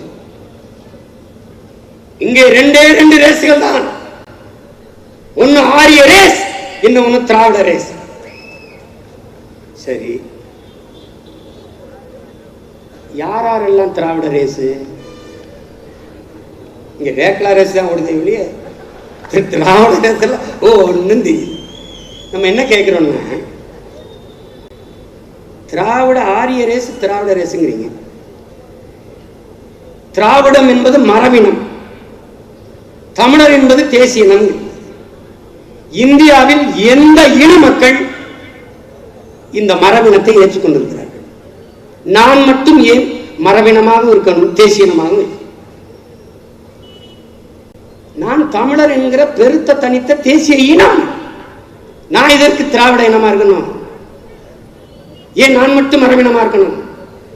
திராவிடம் என்பது மரபினம் என்பது தமிழ்நாட்டை தவிர வேற எந்த மாநில நிலப்பரப்புக்குள் இந்த குரல் ஒலிக்குது? எந்த மாநில நிலப்பரப்புக்குள் ஒலிக்குது? யார் திராவிடர்? யாரெல்லாம் திராவிடர்? அதே தொலைக்காட்சியில் உட்கார்ந்து மதிப்பிற்குரிய ஐயா எச் ராஜா அவர்கள் நாங்கள் தான் திராவிடர்கள் என்று சொல்கிறார். பஞ்ச திராவிடர்கள் என்று சொல்கிறார். வடக்கே இருந்து தென்பகுதியை நோக்கி நகர்ந்த பிராமணர்கள் தான் திராவிடர்கள், பஞ்ச திராவிடர்கள். ராகுல் டிராவிட் என்கிற கிரிக்கெட் வீரர் தன்னுடைய பெயருக்கு பின்பு தன் இனத்தின் அடையாளத்தை இணைத்துக் கொண்டார். நமக்கும் தெரியும், அவரும் சொல்றார். ஐயா காஞ்சி சங்கராச்சாரியாருக்கு திராவிட சிசு என்றுதான் பெயர் என்கிறார். ஆனால் ஆரியத்தை எதிர்க்க வந்த திராவிடம் என்கிறீர்கள். ஆரியரே சொல்றார், நான் தான் திராவிடன். இதுக்கு ஏதாவது பதில் இருக்கா? பதில் இருக்கா? திராவிடர்களால் ஒன்று சேர வேண்டும். யார் யாரை சேர்த்துக்கிறது? ஐயா எச் ராஜையும் சேர்த்துக்கிறோமா? ராகுல் டிராவிட்டையும் சேர்த்துக்கிறோமா? என்ன என்ன நாடகம்? என்ன நாடகம்? திராவிடம் திராவிடர் என்பது என் அன்பு உடன் பிறந்தார்களுக்கு கற்பிப்பேன். தமிழர் அல்லாதோர் வசதியாக தமிழர் நாட்டில் வாழ்வதற்கும் ஆள்வதற்குமாக கொண்டு வரப்பட்ட ஒன்று. நாம் தமிழர் கட்சியை சீமானும் அவன் தம்பி தங்கைகளும் வளர்ப்பதை விட ஐயா காமாட்சி நாயுடு வேகமாக வளர்த்து விட்டார். அவருக்கு நம்முடைய நன்றியும் வணக்கத்தையும் செலுத்த கடமைப்பட்டிருக்கோம். தொடர்ந்து பேசணும். சொல்றாரு ஸ்டாலின் எங்கால் தான். ஒருத்தர் நீங்க மறக்கல. இங்க தமிழ்னு பேசுறீங்க, அங்க திராவிடர்னு பேசுறீங்க, அவர் எங்கால் தாங்கிறாரு. ஒன்னும் பதில் இல்லை. இப்பதான் எல்லாரும் சொல்றான், இந்த சீமாம்பை பேசுறது சரிதான் இருக்கப்பா, அவன் சொல்றது சரிதான் இருப்பான். என்ன எவ்வளவு பெரிய ஏமாற்று! திராவிடம் திராவிடம் திராவிடம் திராவிடம். பாரதிய ஜனதா ஆளுகிற மாநிலங்கள்ல கூட பசுமடம் அமைக்கணுங்க. பசு கூடம் கூட கிடையாது, மடம். மக்கள் வாழ்கிற வீடுகளை குடியிருப்புகளை இடித்து தள்ளிவிட்டு பசுவுக்கு மடம் கட்டுகிற கூட்டத்தை நீங்க எப்படி கருதுறீங்க? நம்மள பீட்டிங் பாருங்க. சமஸ்கிருதத்தில் மருத்துவக் கல்லூரியில உறுதிமொழி 7 கல்லூரி எடுத்து 8வது கல்லூரியில் மதுரையில் எடுக்கும்போது தெரிய வருது. உடனே அந்த முதல்வரை 2 கொஞ்சம் பணி நீக்கம் செய்யறாங்க. தற்காலிக, அதாவது எப்படி சொல்றது, காத்திருப்போர் பட்டியல் 2 நாள் தான் சேர்த்துறாங்க. 2 நாள் தான். தருமாபுரி ஆதீனம் அவர்கள் பல்லக்கில் போவதுங்கிறத நாம ஏற்கல. ஆதீனம் என்ன வேணாலும் நினைச்சுக்கிட்டோம், நாம ஏற்கல. பல்லக்கில் பயணம் செய்பவன் புண்ணியவான், தூக்கி சுமப்பவன் பாவி. அது ஒரு கோட்பாடு, எங்கள் கோட்பாடு. பல்லக்கில் பயணம் செய்பவன் ஆதிக்கவாதி, தூக்கி சுமப்பவன் ஏமாளி. இதை நாங்கள் ஏற்க முடியாது. அதை அரசு தடை விதிக்கணும்னு சரி, நல்ல வேலை தான். 2 நாள்ல நீங்க பல்லக்கிலே போங்க. இதெல்லாம் திராவிட மாடல்ல வருது. இதெல்லாம் திராவிட மாடல்ல வருது. கர்நாடகாவில் வருதா அணிஞ்சு ஹிஜாப் அணிஞ்சு போனால் தேர்வு எழுதக்கூடாதுன்னு 44,000 பிள்ளைகள், நம் பிள்ளைகள், இஸ்லாமிய பிள்ளைகள் தேர்வு எழுதல +2. இங்கே கள்ளக்குறிச்சியில் தேர்வு எழுத போன நம்ம பிள்ளைய நீங்க பரதா போட்டு வந்து தேர்வு எழுதக்கூடாது. வெல் அண்ட் குட், நான் வரவேற்கிறேன். ஆனால் அதே நல்ல ஆத்தாளுக்கு அப்பனுக்கும் பிறந்த நீ ஓட்டு போட வரும்போது பரதா போடாம வரணும் நீ சொல்லுவியா? சொல்லுவியா? நீ சொல்லுவியா? சொல்ல மாட்டா. ஏன்? அந்த ஓட்டு உனக்கு விடாது, எனக்கு தானே. ஒருத்தர் வாய் திறக்கல மாட்டுக்கிறதுங்கிறதுக்கு பர்தாக்கு. நம்ம அக்கா சல்மான் ஒருத்தருக்காங்க, பெரிய கவிஞர், இதுக்கு வாய் திறக்கல, எதுக்கும் வாய் திறக்கல. மாட்டுக்கு கூட மடம் அமைக்கிறது நல்லதுதான், அதை எதிர்கட்சிகள் தேவையில்லாத பிரச்சனை பண்ணாமல் இருக்கணும். எப்படி இருக்கு பாருங்க. சரி, அப்படியே மாடை பராமரிக்கிறதுனால கால்நடைத்துறை பார்த்துக்க வேண்டியதானே. அது எதுக்கு அறநிலைத்துறை போகுது? 25 ஏக்கர்ல பசு மாட்டுக்கு மடம். இதெல்லாம் யாரோட திட்டம் தெரியுமில்ல? அம்மையார் ஜெயலலிதா இந்து மதத்தின் மீது வழிபாட்டின் மீது பற்றுக்கொண்ட அவர் கூட சிவ இரவுல சிவராத்திரிக்கு மயிலாப்பூர்ல அரசு விழாவா நடத்தல. ஆனாலும் நாம பிஜேபியின் வீட்டையும் அது வேற. அது ஒரு மீம்ஸ் போட்டிருந்தான். ஐயா ரஜினிகாந்த் படத்தை அப்படி போட்டு, சோதியா படத்தை அப்படி போட்டு, பாருவ மனைவியை சந்திரமுகியாவே மாறி நிக்கிறத பாரு. அப்படி இந்த பக்கம் ஐயா ஸ்டாலின் படத்தை போட்டு பாரு, அப்படியே பிஜேபியாவே மாறி நிக்கிறத பாரு.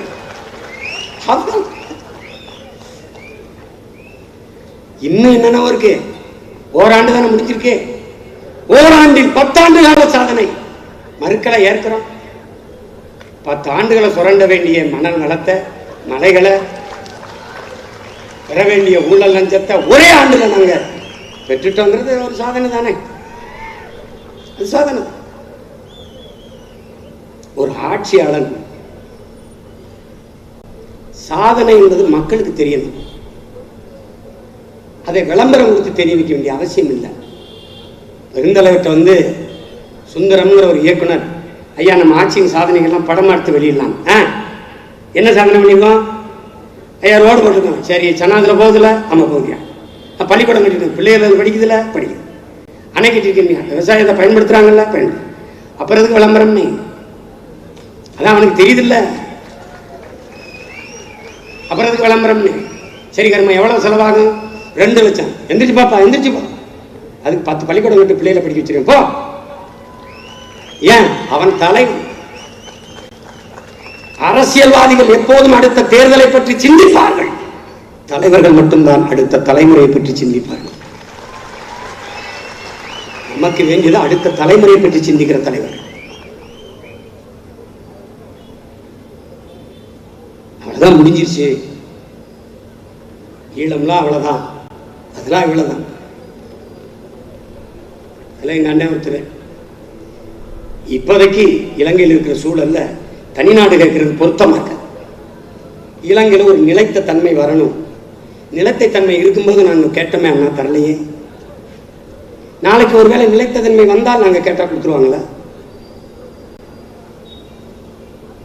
நடக்காது, நடக்காது. அவர்களிடத்திலிருந்து நாட்டை எப்படி பெற வேண்டும் என்பது எங்களுக்கு தெரியும், எங்களுக்கு தெரியும். அதனால இப்ப நமக்கு இருக்கிற வாய்ப்பு என்பது, என் அன்பு சொந்தங்கள் என்ன கருதணும்னா, கடலையே கடந்துட்டோம், கரைதான் இருக்குங்கிற நம்பிக்கை வரணும். அதுதான் ரொம்ப முக்கியம். அவ்வளவுதான், முடிஞ்சிருச்சு. இல்ல அவ்வளவுதான், விடிஞ்சிருச்சு. அதான் சொல்றல, நீ விடியும் என்று விண்ணை நம்புகிற நீ முடியும் என்று உன்னை நம்புங்கிற. நம்பிக்கை கொண்டவனுக்கு 4 திசையும் கிழக்குதான். கவிப்பேரரசு வைரமுத்து, சோம்பலை உதறி தள்ளுங்கள், உங்கள் சாம்பலும் சரித்திரம் படைக்குங்கிறான். இதை என் அருமை உடன் பிறந்தார்கள் புரிந்து கொள்ளும். முடங்கி கிடந்தால் சிலந்தியும் உன்னை சிறை பிடிக்கும், எழுந்து நடந்தால் இமயமும் உனக்கு குடை பிடிக்கும். இதுதான் கோட்பாடு. எழுந்து யோசிக்காத, முடியாதுன்னு ஒருபோதும் நினைக்காத. சோம்பேறிக்கு சுவாசிக்கிறது கூட ஒரு வேலையா தெரியும். முடியும் நினைச்சா எல்லாம் முடியும், நம்மால் முடியும். அது பிரபாகரன் பிள்ளைகளால சத்தியமா முடியும். நமக்கு தேவை தமிழ் பேரினத்தின் ஒருங்கிணைவு. அதுக்கு பெருந்தடையா இருப்பது சாதி மத உணர்ச்சி. பாரதிய ஜனதா போன்ற கட்சிகளுக்கு சாதி மனமும் இரு கண்கள். தமிழ் தேசிய பிள்ளைகள், நாம் தமிழர் கட்சி பிள்ளைகளுக்கு அது பெரும் புண்கள். அதை புரிஞ்சுக்கணும். இதை கடக்காமல் நீ ஒன்றிணைக்க முடியாது. சாதி வழியே நீ தமிழ் தேசியத்தை அடைய வேண்டும் என்றால் சாத்தியம் இல்லை. இங்கே இந்த நிலத்தில் அரசியலில் மருத்துவர் எங்க ஐயா ராமதாஸை தாண்டி ஒரு ஆற்றல் மிக்க தலைவர் இல்லை. அண்ணன் திருமாவளவனை தாண்டி ஆற்றல் மிக்க தலைவர்கள் இல்லை. வந்தவர்கள் எல்லாம் பார், கோவை செலியன், ஈஸ்வரன், கொங்கு ஈஸ்வரன், சீனிச்சாமி தேவர், ஐயா சேதுராமன், ஐயா ராமதாஸ், அண்ணன் திருமாவளவன், அண்ணன் ஜான் பாண்டியன், அண்ணன் கிருஷ்ணசாமி, ஐயா சரத்குமார், ஐயா கார்த்திக்கு. ஒன்றும் பண்ண முடியல. உன் பேருக்கு பின்னாடி சாதியை போட்டா அந்த சாதிக்காரனை தவிர மற்றவன் தலைமை ஏற்பானா? அந்த சாதிக்காரன் மொத்தமா உன்னை தலைமை ஏற்பானா? கேட்டு பார்த்துக்க. வரமாட்டான். தமிழன் சாதிக்கும் மதத்திற்கும் தலைவனாவாய். தமிழன் அல்லாதவன் உன் இனத்திற்கு பொது தலைவனா ஆவான். இதான் நடந்திருக்கு. அதற்குத்தான் இந்த திராவிட பூச்சாண்டி தேவைப்படுது. இப்ப மெதுவா மெதுவா என்ன சொல்லிட்டாங்க, இது தமிழ்நாடு கிடையாதுங்க, இது திராவிட நாடு. அதனால் நானும் மாண்புமிகு தமிழக முதல்வருக்கு அன்பாக ஒரு கோரிக்கை, வேண்டுகோளை வைக்கிறேன். தயவு செய்து, நாங்க தான் தமிழ்நாடுன்னு பேர் சுட்டணும், வேண்டாம். உங்க கையெழுத்து கும்பிட்டு கேட்டுக்கிறேன், வேண்டாம். திராவிட நாடு என்றே வைங்கப்பா. எடுத்துருங்க. நீங்க தான் திராவிடர்கள், திராவிடன் ஸ்டோக்கு, திராவிடன் ஸ்டாக்கு எல்லாம் போடுறீங்க. திராவிட மாடல் நாடு, திராவிட நாடு என்று வையுங்கள். தமிழ்நாடு என்கிற ஒற்றை வார்த்தையில் எங்களை ஏமாற்றாதீர்கள். தமிழ்நாடு இந்த 72 தமிழ்நாடுங்கிற 2 வார்த்தையில எங்களை ஏமாற்றாதீங்க. நாங்க ஏமாற தயாரா இல்லை. உங்க பொய் பொருட்டுக்கெல்லாம் நாங்க ஏமாற தயாரா இல்லை. நீண்ட காலமா ஏமாத்திட்டோம். நீங்க ஒரே நாடகத்தை 60 ஆண்டுகளா போட்டுக்கிட்டீங்க. ஒன்னு திரைக்கதையை மாத்துங்க, இல்லை நடிகர்களையாவது மாத்துங்க. உண்மை ஒரு நாள் வெளியாகும், அதில் உள்ளங்கள் எல்லாம் தெளிவாகும். பொறுமை ஒரு நாள் புலியாகும், அதில் பொய்யும் புரட்டும் பலியாகும் என்று மக்கள் கவிஞன் எங்கள் தாத்தா பட்டுக்கோட்டை பாடியது போல எங்கள் பொறுமை ஒரு நாள் புலியாக மாறும். நீங்க கவனத்தில் வச்சுக்கிட்டு தயவு செய்து அடுத்த சட்டசபை கூட்டத்தில் தீர்மானம் போட்டு தமிழ்நாடுங்கிறது வேண்டாங்க, எல்லாம் 50% திராவிடர்கள் எல்லாம் சொல்றாங்க, திராவிட நாடு அறிவிச்சுங்க, அறிவிச்சுங்க. முழு ஆதரவு நான் உங்களுக்கு. திராவிட நாடுங்க அறிவிங்க பார்ப்போம். அப்புறம் என்ன இதுக்காக திராவிட மாடல், திராவிடர், திராவிட ஸ்டோக்கு, ஸ்டாக்லாம் எதுக்கு? இது என்னது? இது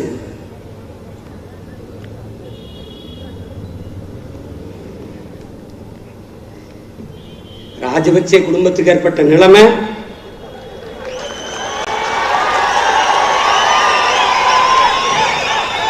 பரவாயில்லையே, நான் சொல்லாமலே உங்களுக்கு புரியுத.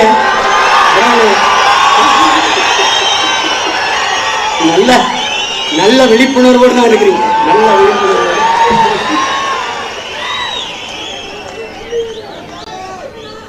அது இல்ல, குடிச்ச பால் அப்படி பிரபாகரனுங்கிற வீரத்தாய் ஊட்டிய பால். நமக்கு ஒரு கடமை கையளிக்கப்பட்டிருக்கு. உலகம் புறா இருக்க தமிழர்களை ஒன்றிணைக்கணுங்கிறது நம்முடைய பேராதல். ஆனால் நம் உடன் பிறந்தார்களை முதல்ல ஒன்றிணைப்போம். நம்மூட படித்தவர்களை, நம்மூட பணி செய்கிறவர்களை நமக்கானவர்களாக மாற்றுவோம். பயணங்கள் செய்யுங்களின் உடன் பிறந்தார்களே. அண்ணனும் செய்ய போறேன், ஊர் ஊரா பயணிக்க போறேன், ஊர் ஊரா வரப்போறேன். பயணங்கள் செய்யுங்கள். மிதிவண்டியில், உந்துள்ளியில், மகிழ்வுந்தில், கால்நடையாக சிற்றூர்கள் தோறும், ஊர்தோறும் பயணிங்கள். 10 பேர், 20 பேர், 5 பேர் அக்கா தங்கச்சியை கூட்டிக் கொண்டு போங்கள். போங்கள், சந்தித்துக் கொண்டே இருங்கள். நம் அரசியலை, அதற்கான அவசியத்தை, நம் மொழியின் பெருமையை, அதன் செழுமையை, நம்முடைய இனத்தின் வரலாற்றை, இனத்தின் பெருமையை, இன்றைக்கு நாம் அனுபவித்துக் கொண்டிருக்கிற கொடுமையை, எதிர்காலத்தில் நமக்கு நிகழப்போற துயரத்தை சொல்லிக்கொண்டே இருங்கள். சொல்லிக்கொண்டே இருங்கள். இங்கே பாடியது பாட்டை போல, வாசித்த கவிதை போல, இசைத்த இசையை போல, ஆடிய நடனம் போல, சிலம்பம் போல, பறை போல, எந்த வடிவத்திலேயும் நம்முடைய உணர்வை, அரசியலை கடத்துங்க. அதான் நமக்கு இருக்கிற இறுதி வாய்ப்பு. இறுதி வாய்ப்பு தான். தாய் கிராமத்தில் நாம் தமிழர் தான் பிறந்த கிராமத்தில், தாய் கிராமத்தில் கொடியேற்றாதவன் எந்த கோட்டையில் போய் கொடியேற்றுவான்? எங்கே ஏற்றுவான்? 10 அண்ணன் தம்பியை சேர்த்து ஒரு கிளையை கட்ட முடியாதவன் எங்கே வேறு விட்டு தலை துவங்குவான்? கிடையாது. நாம் அழித்து ஒழிக்கப்பட்ட இனத்தின் மக்கள், வெட்டி வீழ்த்தப்பட்ட மக்கள். வெட்டிய மரத்தின் வேலிருந்து மொத்தமாக துளிர்ப்பது போல நாம் மொத்தமாக துளிர்த்தெழ வேண்டிய கால தேவை உருவாகி இருக்கிறது. உலகத்தமிழ் பேரினத்தின் பிள்ளைகள் நாம் அவர்களிடத்திலே, தமிழ் சொந்தங்களிடத்திலே அன்போடு வேண்டுவது, எங்கள் அரசியலை உற்று கவனியுங்கள். தன்னலமற்ற உண்மை நேர்மையாக நாங்கள் உங்களுக்காக நிற்பதை கவனியுங்கள். நாம் ஒன்றிணைந்து நிற்க வேண்டிய இந்த கால தேவையை, வரலாற்று கடமையை உணருங்கள். பணமில்லாது எப்படி வெல்வீர்கள்? அந்த சிந்தனையை, அந்த எண்ணத்தை, அந்த கேள்வியை கைவிடுங்கள். அஸ்ஸாமில் மாணவர் அமைப்பு பெருமல குமார் மெஹந்தா என்கிற ஒரு மாணவ அமைப்பின் தலைவர் ₹1 வாக்குக்கு காசு கொடுக்காமல் ஆட்சியை கைப்பற்றியது அஸ்ஸாமிலே. டெல்லியிலும் பஞ்சாபிலும் ஆம் ஆத்மி கட்சி ₹1 வாக்குக்கு காசு கொடுக்காமல் ஆட்சியை கைப்பற்றியிருக்கிறது. மறுமுறை டெல்லியில் அரவிந்த் கெஜ்ரிவால் வந்ததற்கு காரணம் கல்வியை தரப்படுத்தியது. நட்சத்திர விடுதி போல கல்விக்கூடங்களை மாற்றியது. கேரளாவில் பினராயி விஜயன் திரும்ப வந்ததற்கு காரணம் 30 விழுக்காடு அரசு பள்ளியில் சேருகிற மாணவர்கள் எண்ணிக்கையை 30 விழுக்காடு கூட்டியது, அதிகப்படுத்தியது. இதெல்லாம் சாத்தியமில்லை என்று நீங்கள் கருதாதீர்கள். 1983 கர்நாடகாவிலே மதச்சார்பற்ற ஜனதாதள் ₹1 காசு கொடுக்காமல், அவரிடத்திலே நம்மளைப் போலவே பொருளாதார வலிமை இல்லை, ஆனால் ஆட்சியை கைப்பற்றினார், அதிகாரத்துக்கு வந்தார். பணம் இருப்பவன் தான் அரசியல் செய்ய முடியும் என்கிற நிலையை மாற்றுவதற்கு பேர் தான் புரட்சி. துபாயில் போய் 5000 கோடி முதலீடை கொண்டு வந்தோம் என்பார்கள். நாளை ஜூன்ல லண்டனில் போய் 5000 கோடி முதலீடை கொண்டு வந்தோம் என்பார்கள். ஆனால் கடந்த தேர்தலில் மட்டும் இவர்கள் முதலீடு செய்த பணம் 5000 கோடி. இவர்கள் அங்கு முதலீடு செய்திருக்கிற பணத்தை முதலாளிகளின் வடிவில் இங்கு கொண்டு வருவார்கள். இதெல்லாம் எதில் சேர்கிறது? திராவிட மாடலில் வருகிறது. அறிவார்ந்த தமிழ் சமூக தங்கைகள் புரிந்து கொள்ளும். வெல்வியா என்ற கேள்வி எழுப்பக்கூடாது, வெல்ல வேண்டும் என்கிற உறுதியை ஏற்கணும். எப்படி வெல்வாய்? என் மண்ணையும் மக்களையும் தன் உயிருக்கு மேலாக நேசிக்கிற எழுச்சி மிக்க இளைஞர்களின் துணையோடு, என் உயிருக்கு மேலாக நேசிக்கிற என் தம்பி தங்கைகளின் துணையோடு, பேரன்பு மிக்க என் பெற்றோர்கள் தாய்மார்களின் துணையோடு, அறிஞர் பெருமக்கள், ஆண்டோர்கள், சான்றோர்களின் ஆலோசனை ஆதரவோடு. மலைகள் களவோகிறது, என் நிலம் பாலைவனமாகிறது தெரிகிறது. ஆற்று மணல் அள்ளி வித்தாகிவிட்டது. அதற்கு பிறகு மலை மணல். ஆறை உயிர்ப்பிக்க முடியுமா? முடியாது. ஆறு உயிர்ப்பிக்க இருக்கிறதுக்கு காரணம் அருவி. அருவி எங்கிருந்து பிறக்கும்? மலை. மலை இப்போது கல்குவாரி, கிரஸ்டர், மணல், எம்சாண்டு. மழை முடிந்து விட்டால் நாடு பாலைவனம். பாலைவனம் ஆவதற்கு முன்பு என் நாட்டை காப்பாற்ற வேண்டும். கல்குவாரி விபத்திலே இறந்து போனார்கள் என்று படம் பிடித்து காட்டும் போதுதான் உன் மலை எவ்வளவு தூரம் தோண்டப்பட்டிருக்குங்கிற செய்தி உனக்கு தெரிய வருகிறது. ஆனால் நீ ஒரு மலை தோண்டப்பட்டதை பார்க்கிறாய். 1000கணக்கான மலைகள் தோண்டி நொறுக்கி ஏற்றி கொண்டு போகப்படுகிறது என்பதை அறிவார்ந்த தமிழ் சமூக மக்கள் புரிந்து கொள்ளும். என் அன்பிற்குரியவர்களே, ஆல்பர்ட் சுவீசர் EF சுமாசர் கற்பிக்கிறான், உன்னால் உருவாக்க முடியாத ஒன்றை அழிக்க உரிமையை உனக்கு யார் கொடுத்ததுன்னு கேட்கிறான். வளங்களை சுரண்டி கொடுப்பதை வளர்ச்சி என்று உனக்கு கற்பித்தவன் யார் என்று கேட்கிறான். அமெரிக்க பொருளாதார அடியாரின் வாக்குமூலத்தை எழுதிய ஜான் பெர்கின், நீங்கள் சபிக்கப்பட்டவர்கள், உங்கள் கண்முன்னே உங்கள் வளங்கள் களவு போவதை பார்த்துக் கொண்டிருக்க சபிக்கப்பட்டிருக்கிறீர்கள் என்று. அந்த நிலையிலிருந்து நாம் மீள்வதற்கு எழ வேண்டும். என் அன்பிற்குரியவர்களே, நாம் எழுவோம். ஏன்? ஏனென்றால் நாம் தமிழர்கள்.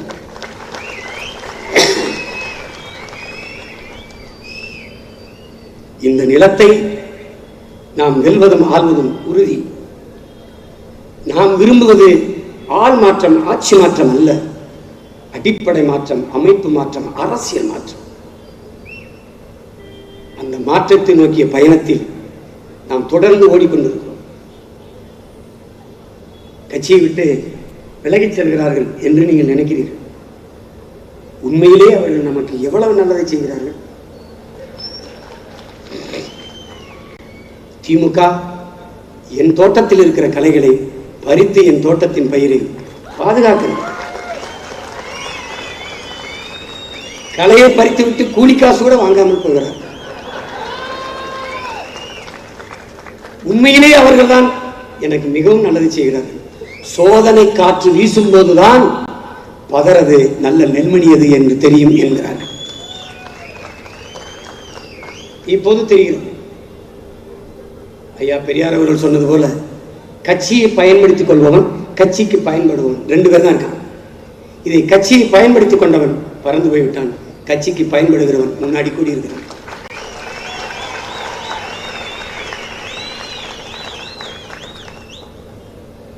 என் அன்புக்குரியவர்களே, நாம் குளத்திலோ குட்டையிலோ கம்மாயிலோ மீன் பிடிக்கவில்லை. அவ்வளவுதான், மீன் கொஞ்சம் தான் இருக்கு. கடலில் மீன் பிடிக்கிறோம், வலை வீசுகிறோம். சாதிக்கு கைத்த கட்சி வைத்தவர்கள், மதத்திற்கு கட்சி வைத்தவர்கள், இதற்கு இவர்கள் தான் கவலைப்பட வேண்டும். 13 கோடி தமிழ் பேரினத்திற்கு கட்சி வைப்பவன் கவலைப்பட வேண்டியதில்லை. நீ போனா 10 பேர் வேணா 40 பேர், 400 பேர், 400 பேர் வேணா 4000 பேர். அதனால் திராவிட முன்னேற்ற கழகத்திற்கு ஒரு அன்பான வேண்டுகோள், 30 பேரை சேர்த்துட்டு 3000 பேர் சொல்வதை கைவிடுங்கள். இன்னும் உங்களுக்கு பெருமையாக இருக்கும். 3 லட்சம் பேர் நாம் தமிழர் கட்சியிலிருந்து விலகி வந்து சேர்ந்தார்கள் அப்படி சொல்லுங்க. இதே வரலாறை திருப்பி படைப்பேன். திமுகவில் இருந்து 10 லட்சம் பேர், 5 லட்சம் பேர், 2 லட்சம் பேர், 1000 பேர், 3000 பேர் விலகி வந்து சேர்ந்தார்கள் என்கிற சமன் செய்யும் உடன் பிறந்தார்களே. நான் சொல்லதை நீங்க நம்பல. ராஜபக்சே வீட்டில் 10 கார் நிற்குது, எல்லாம் விலை உயர்ந்த கார். வீட்டுக்கு வந்தவன் அந்த காரை எடுத்து ஆள் பண்ண ஓடிட்டு போயிருக்கலாம்ல. அவனுக்கு வேண்டியது கார் இல்ல, சோறு நீர். கொளுத்திட்டாங்க. அதே மாதிரி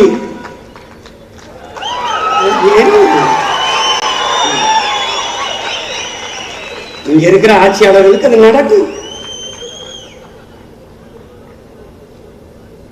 அப்படி வாரிசா அப்படி முடிசூடி வருகிற மாமன்னர் வாரிசுகளுக்கு பரம்பரைக்கு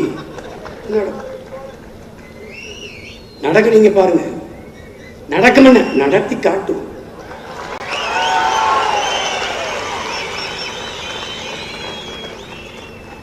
தந்தை செல்வாவையும் தலைவரையும் ஒப்பிடும் போது உணர்ச்சி பாவலர் காசியானந்தன், தந்தை செல்வா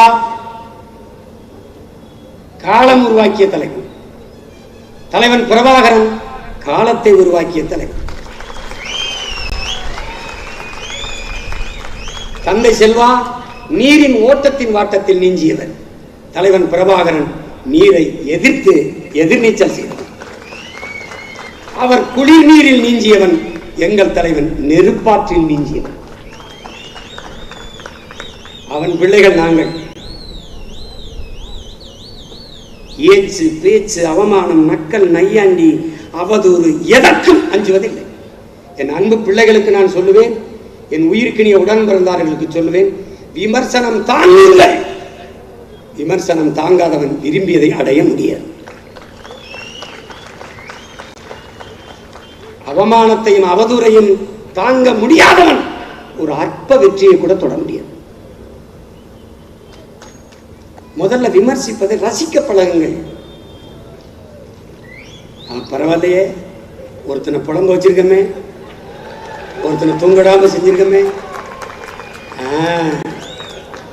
எவன் ஒருவன் உன்னை பார்த்து அதிகமாக விமர்சிக்கிறானோ அவன் உன்னை பார்த்து அதிகமாக பயப்படுகிறான் என்று.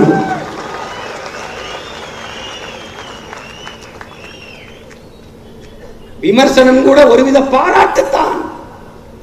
காரணம், யாரோ ஒருவனை நீ பொறாமைப்பட வைத்திருக்கிறாய். திறனை வீணடிக்காதீர்கள், நேரத்தை வீணடிக்காதீர்கள், ஆக்கப்பூர்வமாக செலவிடுங்கள். நமக்கு இருக்கிற அரசியல் தீர்வு தனித்தமிழ் ஈழம் ஒன்று மலர்வதுதான். அதற்கு இருக்கிற ஒரே வாய்ப்பு உலக நாடுகள், பன்னாட்டு சமூகம், இந்திய ஒன்றிய பேரரசு அது இனப்படுகொலை என்பதை ஏற்க மறுக்கிறது. ஆனால் நாம், நம்முடைய நிலைப்பாடு அங்கு நடந்திருப்பது திட்டமிட்ட ஒரு இனப்படுகொலை. ஓராண்டு ஈராண்டுக்குள்ள அந்த படுகொலையை நிகழ்த்தவில்லை. 60 ஆண்டுகளாக திட்டமிட்டு சிங்கள இனவெறி அரசு நம் இன மக்களை கொண்டு குவித்தது. பச்சிலம் குழந்தைகள், வயது முதிர்ந்தவர்கள், கர்ப்பிணி பெண்கள், இவர்கள் மீது தாக்குதல் நடத்தக்கூடாது, நடத்தியது. பள்ளிக்கூடங்கள், மருத்துவமனைகள், ஊடகங்கள் மீது தாக்குதல் நடத்தக்கூடாது, நடத்தியது. இதனால் என்ன சொல்றது? திட்டமிட்ட இனப்படுகொலை என்று சொல்றது. அதை இவர்கள் ஏற்கல. போர்க்குற்றம் என்ற அளவுக்கு சிலர் வருகிறார்கள். அந்த போரே குற்றம், அது எங்கள் நிலைப்பாடு. ஒரு நாட்டுக்குள் வாழ்கிற மக்களை அந்த நாடு ராணுவ தாக்குதல் நடத்தி அழிக்க கூடாது, இது மரபு. ஆனால் மொத்த தாக்குதலையும் ராணுவத்தின் மூலமாக நடத்தி அழித்தது. சொந்த நாட்டு மக்களை வானூர்தி தாக்குதல் வைத்து நடத்தக்கூடாது, அது அத்தனை தாக்குதலையும் விண்ணூர்தியின் மூலமாக தான் செய்தது. இதெல்லாம் இவர்கள் கேட்கவே இல்லை, ஏறெடுத்து பார்க்கவும் இல்லை.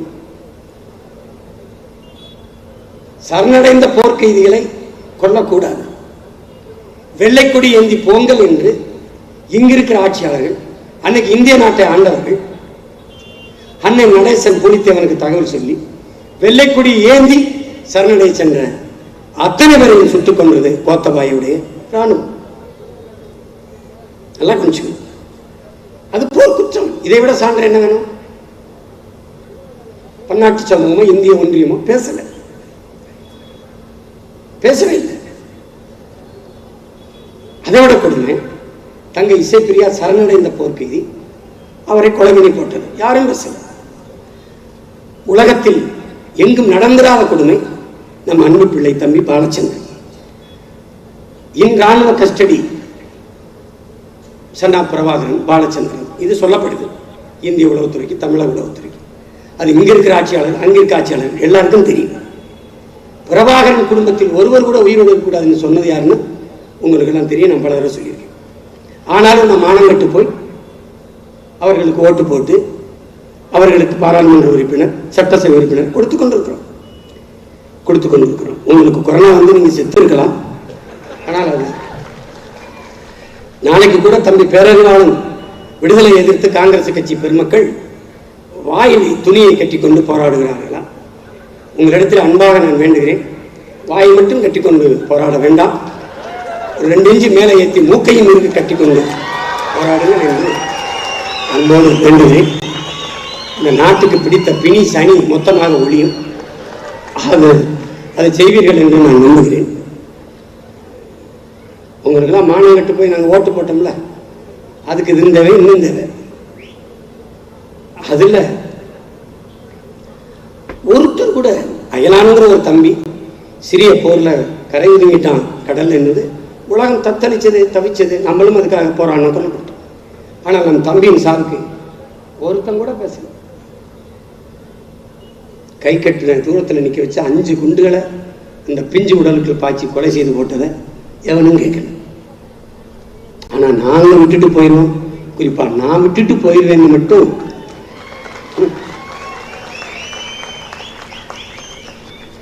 நெஞ்சம் முழுமைக்கும் வஞ்சம் வைத்து வடிவித்துட்டு போக வேண்டிய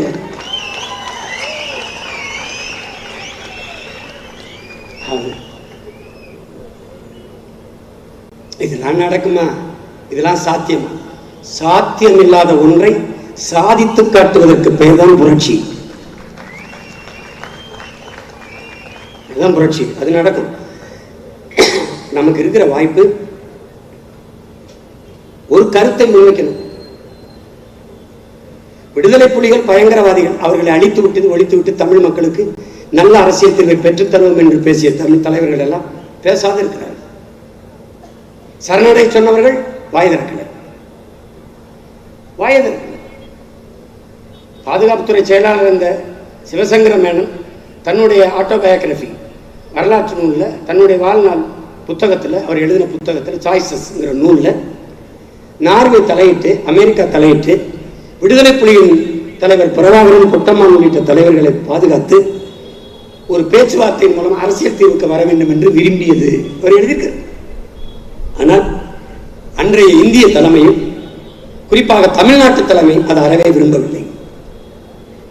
தமிழ்நாட்டு தலைமை ஒன்று ஐயா கருணாநிதி, ஒன்று அம்மா ஜெயலலிதா, உங்களுக்கு தெரியும். அவர் எழுதுகிறார், அவர்கள் இதை முடிவுக்கு கொண்டு வர வேண்டும் என்றே விரும்பினார்கள். காரணம், பிரபாகரன் அங்கே இருப்பு கொள்வது இவர்களின் எதிர்கால அரசியலுக்கு கேள்விக்குறியாகும், பிரச்சனையாகும் என்று கருதினார்கள். அதனால் அந்த போரை விரைந்து, ஒன்றும் இல்லை, பிரபாகரன் சாகணும்னு விரும்பிட்டாங்க. இதுதான் நடந்தது. அதை ஐயா கலைஞர் அவர்கள் தலைவர் இறந்துட்டார்னு செய்தி வந்தபோது டெல்லியில் முகாமிட்டிருக்கிறார். மந்திரி பதவிக்கு டெல்லியில் இருந்த ஊடகவியலாளர்கள் பிரபாகரன் இறந்துட்டார் என்று சொல்கிறார்களே, நீங்கள் இப்படி வந்து மந்திரி பதவிக்கு மண்டிட்டு நிற்கிறீங்களே. சங்க இலக்கியத்தில் ஒரு தெருவில் சாவுப்பறை கேட்டாலும் இன்னொரு தெருவில் மங்கள ஓசை கேட்டிருக்குன்னு. பிரபாகரன் பிள்ளைகளுக்கு ஒன்று சொல்ல தோணுது. ஒரு நாள் உங்கள் தெருவில் சாவுப்பறை கேட்கும்போது எங்கள் தெருவில் மங்கள ஓசை கேட்கும்ல. நான் போயிட்டாலும் என் பிள்ளைகள் காலத்தில், என் தம்பி தம்பி காலத்தில்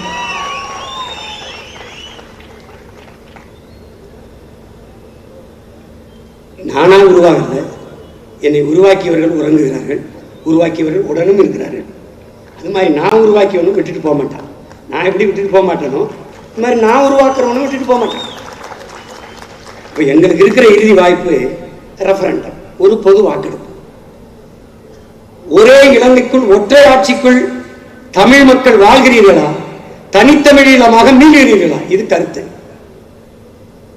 நாங்க போடல, தமிழ்நாட்டு மக்கள் போடல.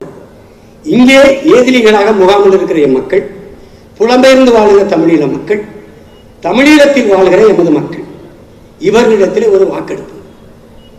நார்வே ஸ்வீடன் போல, கிழக்கு தமிழ் மேற்கு தமிழ் போல, ஸ்வீடன் போல, செர்பியா கொசோவா போல, ஸ்காட்லாந்து தனிநாடு கட்டு வாக்கெடுப்பு நடத்துவதில், கனடாவில் கியூபக் என்கிற இன மக்கள் தங்களுக்கு தனிநாடு கட்டு பொது வாக்கெடுப்பு 2 முறை தோற்று போனார்கள். அதனால் அவர்கள் தனிநாடு கோரிக்கை கைவிட்டார்கள். ஒருவேளை எங்கள் மக்கள் ஒரே இலங்கைக்குள், ஒற்றை ஆட்சிக்குள் வாழ்கிறோம் என்று வாக்களித்து விட்டால் நாங்கள் எல்லோரும் வாய் மூடி மௌனிக்கிறோம். இல்லை, தனித்தமிழ் ஈழமாக மீள்கிறோம் என்று வாக்களித்து விட்டால் உலக பெருமக்கள், வல்லாதிக்கத்தின் தலைவர்கள் தலையிட்டு எங்கள் தனி தமிழீழ சோசலிச குடியரசு மலர்வதற்கு வாய்ப்பளியுங்கள். இதுதான் நாங்கள் வைக்கிற இந்த இணை எழுச்சி பொதுக்கூட்டத்தினுடைய கோரிக்கை. இதை நீங்கள் செய்ய வேண்டும். இல்லை என்றால் நாங்கள் செய்ய வைப்போம். பாரதிய ஜனதா சொல்லுதுல, வெளியுறவு கொள்கை தான் பிரச்சனை. அதை நான் சொல்லணும், நீங்கள் வெளியுறவு கொள்கையை மாற்றணும். வல்லாதிக்கத்தின் அழகு பாதிக்கப்படுகிறவன் பக்கம் நிற்பது, பாதிப்புக்கு ஆளாக்குறவன் பக்கம் நிற்பது அல்ல. எனவே அருமை பெருமக்களே, ஆட்சியாளர்களே, எங்கள் உணர்வுக்கு மதிப்பளித்து பொது வாக்கெடுப்புக்கு நீங்கள் அரசியல் முன்னகர்வை நகர்த்த வேண்டும். இல்லை என்றால் அதிகபட்சம் போனால் இன்னும் 4 ஆண்டுகள் 2026 நாம் தமிழர் அரசை மலரச் செய்வோம். பன்னாட்டு சமூகத்தின் நிலைப்பாடை மாற்றுவோம். இந்திய ஒன்றிய பேரரசினுடைய நிலைப்பாட்டை மாற்றுவோம். தனித்தமிழீழம், அதன் சோசலிச குடியரசை அமைய செய்வோம். எங்களுக்கு இலக்கு ஒன்றுதான், இனத்தின் விடுதலை.